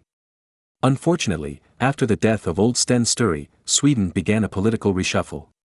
Without the pillar, the Sture family naturally failed miserably in this reshuffle. In the new year of 1507, Erik Johansson Vasa officially held a coronation ceremony in Stockholm and ascended the throne as the King of Sweden. But the first thing he did after ascending the throne was naturally to issue an edict to recognize the political status of the Senate of Nobles, and at the same time, to upgrade the titles of the 10 major families. But the second edict, Nimad, directly targeted Marin. Before that, the big families in Sweden had long been jealous of the interests of the Faron super copper mine, and expressed dissatisfaction with Marin taking half of the profits. However, they have not made up their minds to deprive Marin of half of his shares. Because, at that time, the major Swedish families were fighting for the throne and could not take care of the failing copper mine for the time being. But after the battle for the throne was settled, the 11 major Swedish families finally began to face up to the ownership of the failing copper mine. Before, Marin monopolized half of the profits of the failing copper mine, and the Sture family shared the other half of the profits with the other 11 major families. However, because there were too many forces, as many as 12 Swedish families shared the profits of the failing copper mine, resulting in not much for each family. So, they set their sights on the other half of the shares. Of course, before that, the Sture family, which had lost old Sten Sture, was once again pitted by the 11 major families. Young Sten Sture was once again squeezed out of the list of beneficiaries of the failing copper mine. In order to suppress the Sture family, the king and the Senate directly exiled young Sten Sture to a non-core area of Sweden, southern Finland. As a reward for voluntarily giving up the benefits of the failing copper mine in compensation for being squeezed out of the Senate of Nobles, Sten Sture Jr. received Turku, the old capital of Finland, the largest city in southern Finland, as his fiefdom. Although it was very affordable among the barons, the Sture family paid the price of losing the right to speak in Sweden and the distribution of benefits from the failing copper mine. Kick out the Sture family, and it is obvious that the 11 big families will not get too much benefit.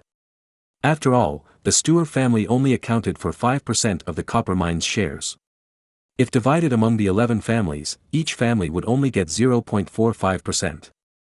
Therefore, they finally set their sights on the 50% stake in Marin's hands.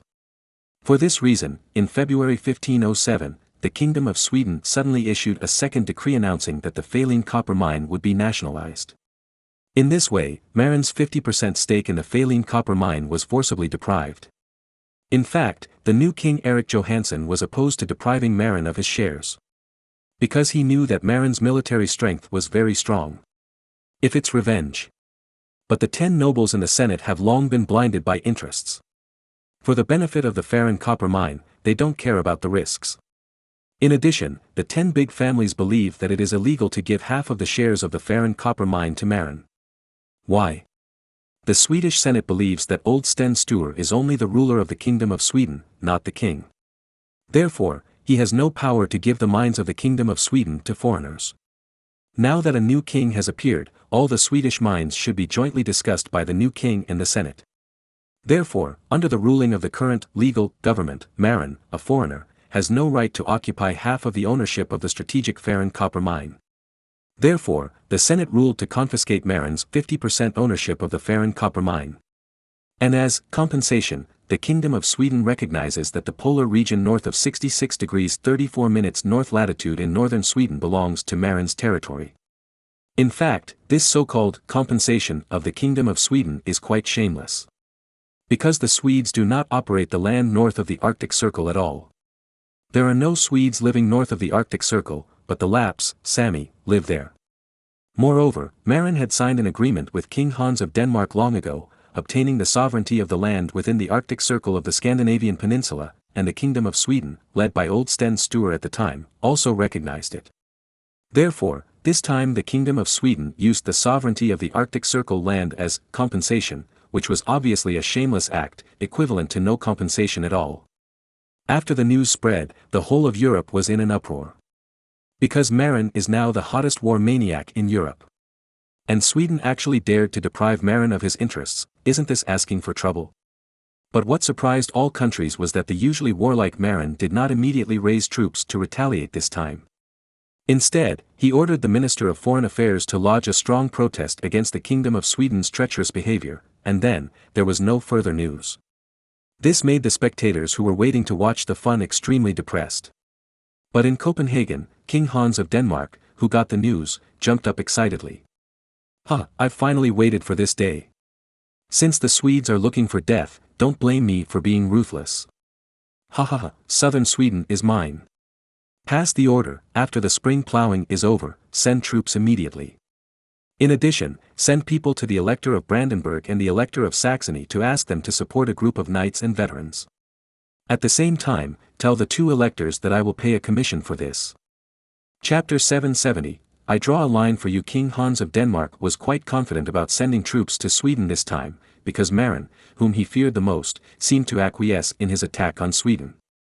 As long as Marin did not move, he felt that with Denmark's military strength, it would not be difficult to defeat Sweden by hiring some knights and veterans from Brandenburg and Saxony.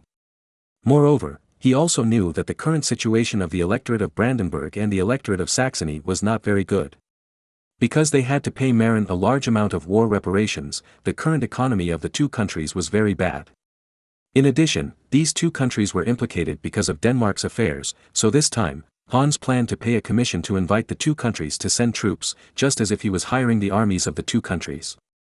Of course, this money was given privately to Joachim I, Elector of Brandenburg, and Frederick III, Elector of Saxony. As for the soldiers of the two countries sent to fight, they could not get it. After Hans passed the news to Joachim I and Frederick III, they really expressed interest.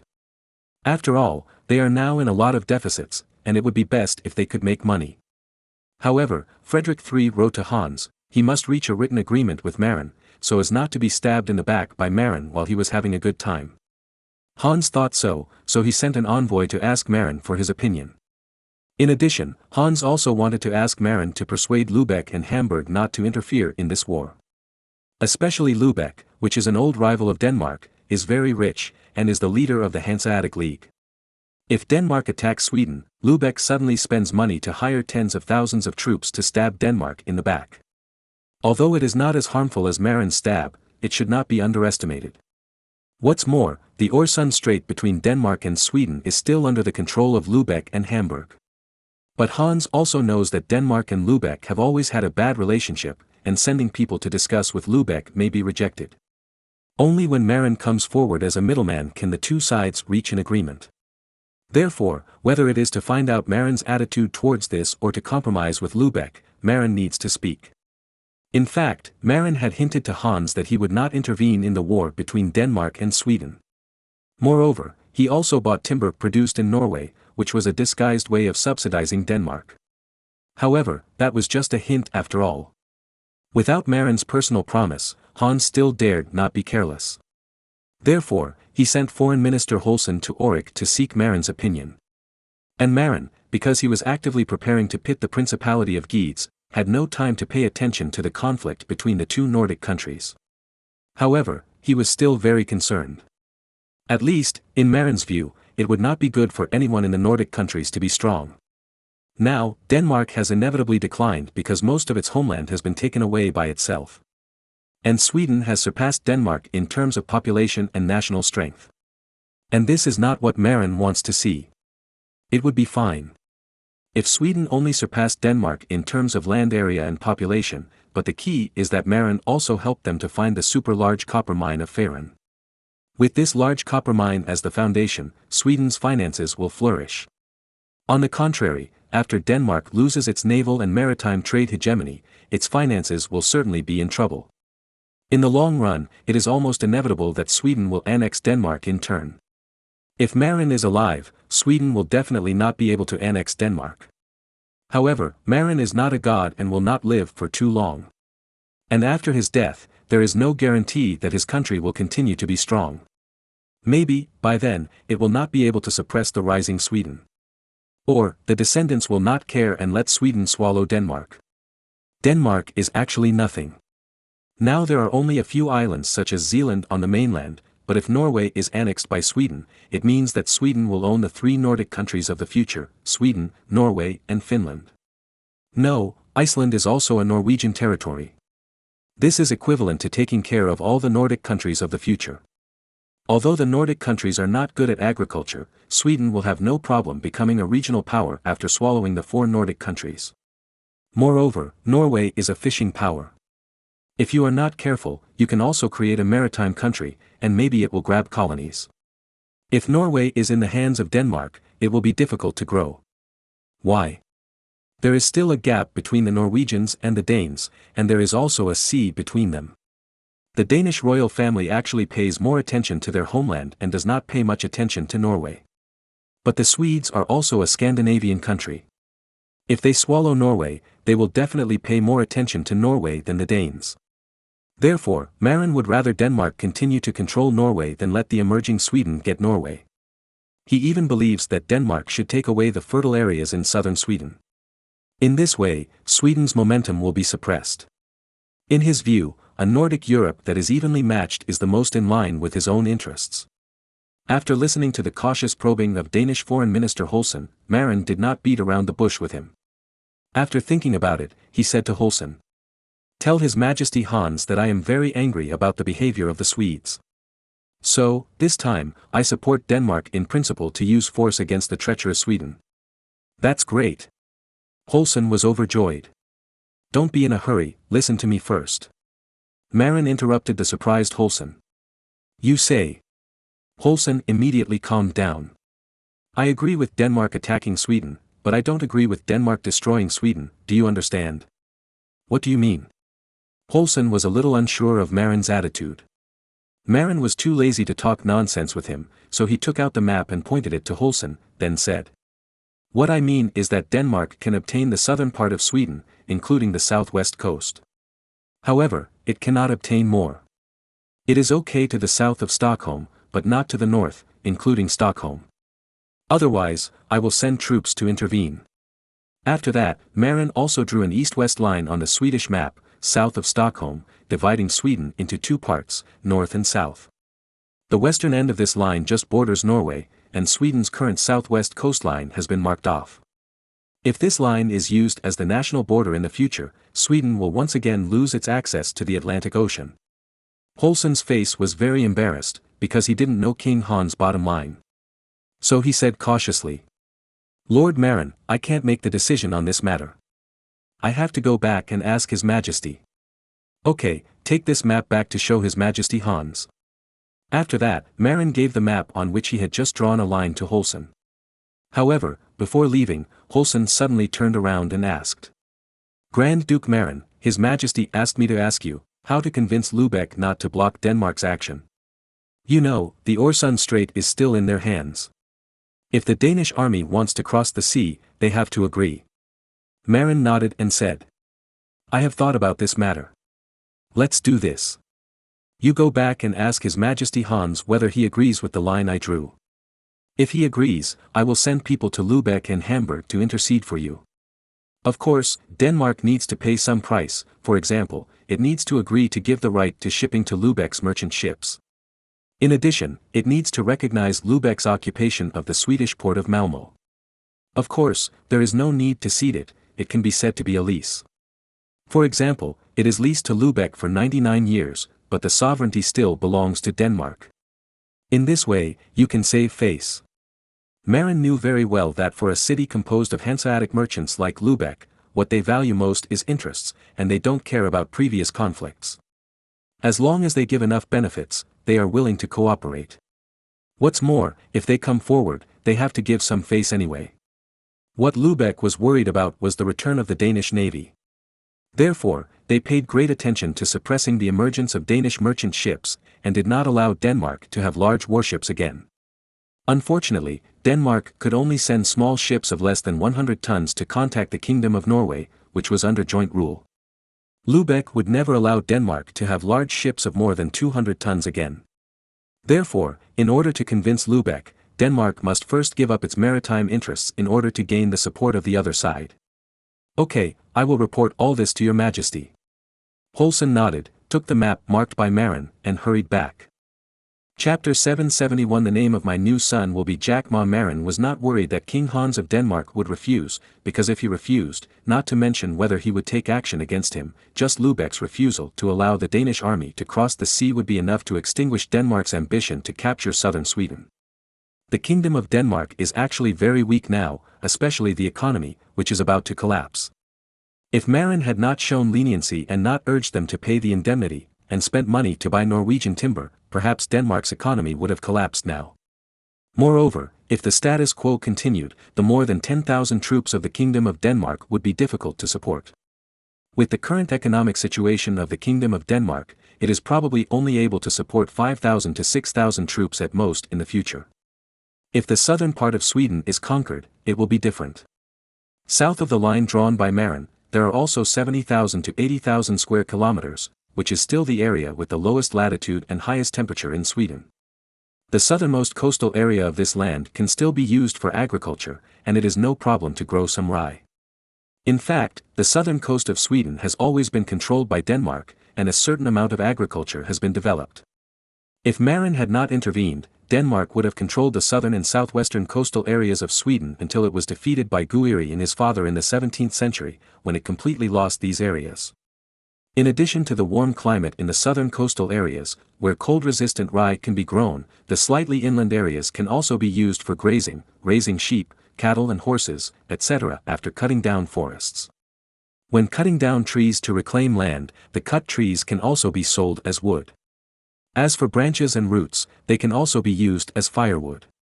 Although it is difficult to reclaim land, it is not difficult as long as there are enough people. The Kingdom of Denmark has hundreds of thousands of people. Although Marin took away hundreds of thousands, at least more than 300,000 were retained. Now, these people are crowded on several large islands such as Zealand and Funen. As long as King Hans is willing, it is still easy to put them in southern Sweden to cut trees and herd sheep. Reclamation requires enough people. In other words, as long as the southern part of Sweden is captured, Denmark's agriculture will develop rapidly. After all, what was lost in Marin can be recovered from Sweden. In terms of area, it is still a profit. But on the other hand, Denmark took over the southern part of Sweden, which is too bad for Sweden. After all, Sweden's territory is at a high latitude and generally cold. If the southern part is taken away by Denmark, they will only have the high latitude area on the back. Although it is south of the Arctic Circle, the north belongs to Marin, it is impossible to farm. Now is the agricultural era, and the inability to farm has a great impact on national strength. Just like the Ming dynasty, which relied heavily on food and taxes from the south of the Yangtze River, if the south of the Yangtze River was taken away, the national strength would definitely drop greatly. Of course, Sweden still has the French copper mine and has fiscal revenue. But Marin will not let Sweden take the profits of this copper mine alone, and what belongs to him will definitely be taken back. At that time, when Denmark occupies the southern part of Sweden, he will act as a mediator and help to make peace. But the appearance fee for making peace is to let Sweden return half of the profits of the French copper mine. Otherwise, Denmark would be allowed to occupy Stockholm and the northern border of Sweden. In fact, the reason why King Hans of Denmark dared to make a bold statement to pay military commissions to the electorate of Brandenburg and the electorate of Saxony this time when the finances were almost collapsed was because of the income from the Swedish fallen copper mine. As long as he defeated Sweden, he could force Sweden to cede land and pay compensation. The source of funds for the compensation was the fallen copper mine. If Sweden could not afford the compensation, it could use the output income of the fallen copper mine as collateral until the compensation was paid off. After all, the price of copper in Europe is very expensive now, and the price ratio of silver to copper is 1 to 15. Owning a super-rich copper mine is almost the same as owning a large silver mine. After the war, Sweden's situation changed too. The warm and fertile southern region was occupied by Denmark, and Sweden only had the cold northern region and Finland left. Agriculture could not be developed, and at most animal husbandry was high, but at the same time, even if only half of the income from the French copper mine was retained, Sweden's finances would not be bad. In this way, the national strength of Denmark and Sweden will form a balance. Denmark has fertile land, Sweden has copper mines. No one can completely overwhelm the other. In the end, the two countries will form a balanced situation, confronting each other on the Scandinavian peninsula, and unable to expand externally. And Marin's North Sea kingdom will not have to divide its energy and strength to guard against the two Nordic countries. Only when the strength of the two sides is unbalanced, will the North Sea kingdom take action to help the weaker party and restore the balance of power on the peninsula.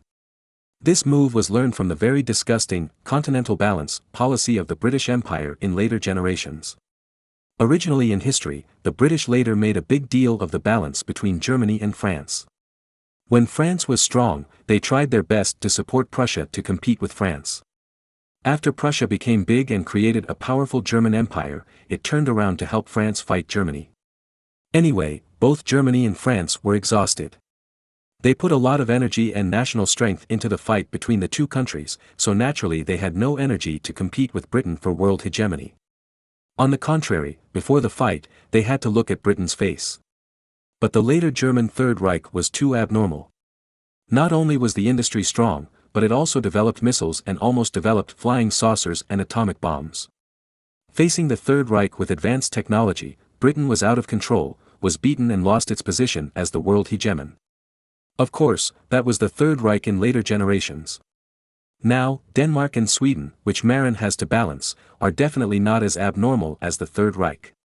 After all, the population of Nordic countries is not large, only a few 100,000. Sweden has only 800,000 people, and Finland has only over 1 million people, and Denmark has only a few 100,000 people. Unlike France, which is a pervert with a population of 15 million. So, Marin felt that he could still suppress the backlash of these two countries. Just when Marin was thinking about the Nordic strategy, the maid of the back palace suddenly came to report that something big had happened. Marin ran back to the back palace without thinking, extremely nervous. You know, in the backyard of the palace, people who live are all people that Marin cares about. Angela and little Caesar are his treasures, and even Felice and Robert are treasured by Marin. If any of them gets into trouble, Marin will go crazy. After running back to the backyard of the palace, Marin learned the truth of the news. It turned out that Felice was pregnant again. Marin breathed a sigh of relief, and then ecstatically have another child. But Angela's face was not very good. This is normal. Since Marin came back from England, he has slept with Angela and Felice. In fact, the three of them have been happy together many times. Felice knew that she was not as pretty and gentle as her sister, so she used her wild side to attract Marin. For example, every time Felice shouted, "Brother-in-law, don't," Marin's adrenaline would soar. Moreover, this little hoof actually liked the three of them together, and helped Marin hold down the shy Angela. Therefore, although not as pretty and gentle as Angela, Felice, who was not as good-mouthed as Angela, still firmly attracted Marin with her unique style. Then, this time, Felice was better than Angela and was the first to get pregnant with the second child. Moreover, this little girl was very scheming, pestering Marin to ask for a good future for her future child. Marin was a little impatient with the entanglement, so he had to really make plans for her. If it was a girl, it goes without saying that he would help her find a more reliable nobleman to marry. Don't even think about the prince, after all, he is an illegitimate child, but the earl, baron, etc. can still be considered. If it's a boy. Marin had a headache. Felice's child, after all, is an illegitimate child, and it's not easy to arrange. If Angela gave birth to a second boy, he would not only be the second in line to the throne, but he could also be made a duke or something. But Felice's second son. Hey, got it. Marin suddenly thought of a good idea. What idea? Didn't Marin plan to be the chieftain of the Ming dynasty before? It just so happened that the chieftain of Taiwan Island also needed an heir in order to deal with the Ming dynasty. Angela's children would definitely not be happy to go to the distant Ming Empire, no matter how prosperous it was. Besides, the American colonies alone were enough for Angela's children to divide up. But Felice was different. She had no status and her children were illegitimate. If Felice's second son was allowed to go to the Ming dynasty to inherit the hereditary position of the chieftain of the Ming dynasty in Taiwan Island, he would definitely be happy. Because he had no right to choose. Well, let Felice's second son be the prince and go to Taiwan Island to inherit the position of the chieftain of the Ming dynasty. After all, there must be a representative of weight to stay there. Then, Marin thought about it and felt that since he was the chieftain of the Ming dynasty, he naturally couldn't use a European name. Because the people of the Ming dynasty were not used to it. So, he had to give the child a Chinese name. When he was a chieftain of the Ming dynasty, he didn't need to think about the Chinese name he used. He was called Ma Lin, which happened to be his name in his previous life. And Felice's second son, who wanted to inherit the position of chieftain of the Ming dynasty, also needed to take a Chinese name to facilitate dealing with the Ming dynasty court. What Chinese name? My name is Ma Lin. Well, this kid's Chinese name should be Ma Yun. Thinking of this, Marin laughed out loud. Because, in his mind, the very comic face of Ma Dad in the future suddenly emerged. Thinking about the appearance of himself and Felice, both of whom were European, it was naturally impossible for the son born to have the strange bone structure, appearance of Ma Dad in the future. Otherwise, Marin himself might be amused. So, Marin took out a piece of paper and wrote down the name of his and Felice's second son, and even thought of the courtesy name he would take after adulthood. Written on the paper were: Name, Jack Ma, courtesy name, Huateng. After writing, Ma Lin looked at the paper happily and said with a smile. This kid has such a domineering name, he will definitely be a world-class rich man in the future.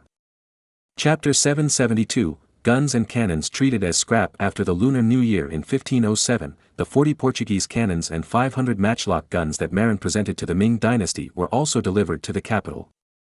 However, this thing was shelved and caused controversy in the court and the public.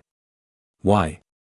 Because as tribute from a vassal state, this batch of Portuguese cannons and matchlock guns were first transported to the Ministry of Rights, which was responsible for tribute matters. But unfortunately, the Minister of Rights Mao Cheng at that time was a conservative. Minister Mao, who was well read in poetry and books, did not think that firearms were of any use, but believed that as long as the teachings of saints were promoted, the Hui could be influenced and all nations could come to pay tribute. Therefore, the opinion of Minister Mao was that it was a good thing for the small barbarian country called Beihai to come to pay tribute, but the process had to be followed. In addition, these guns and cannons, weigh them, and according to the weight of copper and iron, calculate how many kilograms of copper and iron the Beihai kingdom paid tribute to. If Ma Lin knew that the great Minister Mao treated the guns and cannons he paid tribute to the Ming dynasty as scrap copper and scrap iron, he would probably be so angry that he would bite Mao Cheng to death. In fact, many ministers in the court were very dissatisfied with Mao Cheng's rash move. For example, Wang Ao, the cabinet minister, was very dissatisfied with Mao Cheng's move. Wang Ao was a literati who understood military affairs. He once submitted a memorial to the 8 Things to Discuss on the Border during the Hongzhi period, proposing his own 8 strategies for border management: set temple calculations, emphasize the main generals, enforce laws and regulations, care for border residents, recruit widely, use spies, divide troops, and surprise, and most of them were adopted. The so-called set temple calculations refers to the discussion of strategic policies in the court, and emphasizing the main generals is aimed at the shortcomings of the Ming dynasty's use of civil and military power. Literary military supervisors often point fingers at the main generals in the use of troops, making the main generals dance with shackles, which is very passive. However, Wang Ao's good strategy was only adopted temporarily. Later, it was overturned by the civil service group. After all, serving an official for one term, overturning the predecessors, advocacy, is a tradition in the Chinese officialdom. And strict laws, caring for border residents, recruiting widely, using spies, dividing troops, and surprising are also very visionary strategies. Of course, it is still the same problem, serving an official for one term, overturning the predecessors, advocacy. Good policies are useless if they are not consistent. However, although Wang Ao is now one of the 3 ministers of the cabinet and is considered a big boss, he is the lowest among the 3 big bosses and has no say. Why? Because a major event happened in the Ming dynasty a few years ago, the resignation of Liu Jian and Xie Qian. Liu Jian was the chief minister of the Ming dynasty, and Xie Qian was also one of the cabinet ministers. In the late Hongzhi dynasty, Liu Jian, Li Dongyang and Xie Qian formed the Iron Triangle of the Hongzhi dynasty, Li, Dongyang, Gongmo, Liu, Jian, Gongduan, Xie, Qian, Ganjiao Kenkan. What this means is that Li Dongyang is good at planning, Liu Jian is good at making decisions, and Xie Qian is a first-class mouth cannon. Let's not talk about Xie Qian's mouth cannon, Li Gongmo and Liu Gongduan are more important. This is somewhat similar to the Fangmo Duduan of the Zhengguan dynasty of Emperor Taizong of Tang Li Shimin.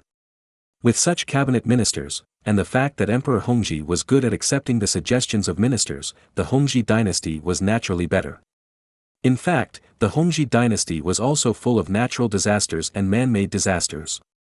Although it was not as severe as the natural disasters during the Chongzhen dynasty in the late Ming dynasty, because Emperor Hongzhi knew how to use people, and had good ministers such as Li Dongyang, Liu Jian and Xie Qian to assist him, and he was also more willing to accept the opinions of ministers, he finally survived and created the Hongzhi Restoration. As for Chongzhen, although he was not a bad person, his ability was too poor. First of all, he was blind. He initially relied on the Donglin party and was played around by others. Later, he discovered the pitfalls of the Donglin party, but it was too late. Because he was blind, he did not choose the right ministers, which led to the fact that when Chongzhen committed suicide, only Wang Qinzhen, an eunuch, accompanied him to death. As for the civil and military officials he chose, they all surrendered. Of course, the above is off topic. In the autumn of 1506 AD, the first year of Zhengde, Liu Jian, the chief minister of the cabinet, led the other 2 cabinet ministers, Li Dongyang and Xie Qian, because they could not stand the eunuch Liu Jin and others fooling the emperor and slacking off in government affairs, and kept petitioning to get rid of Liu Jin, Ma Yongqing, Gu Deong, Wei Bin, Zhang Yong, Qiu Ju, Gao Feng, Luo Xiang and other 8 close ministers, Zhengde 8 tigers. But Zhengde always agreed on the surface every time, but turned around and pretended nothing happened afterwards. In desperation, the 3 cabinet ministers threatened to resign and forced Emperor Zhengde to get rid of the 8 tigers. However, this angered the naughty child Zhu Hozhao. Zhengde Emperor Zhu Hozhao was only a 15-year-old boy at the moment. If he were in the future, he would be the age of a middle school student. Middle school students are most likely to rebel, and they have been spoiled by their parents since childhood. So, Zhu Hozhao, the naughty child, went crazy directly. You want to resign, right? Then, a group of ministers were dumbfounded. We were just threatening you, but you actually took it seriously.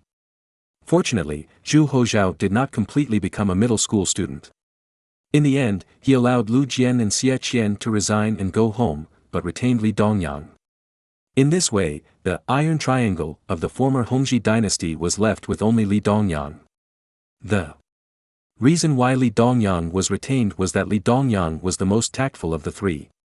Unlike Liu Jian and Xie Qian, who always publicly accused Zhengde Emperor of his faults, he persuaded the little emperor behind his back, which was considered to give the little emperor face.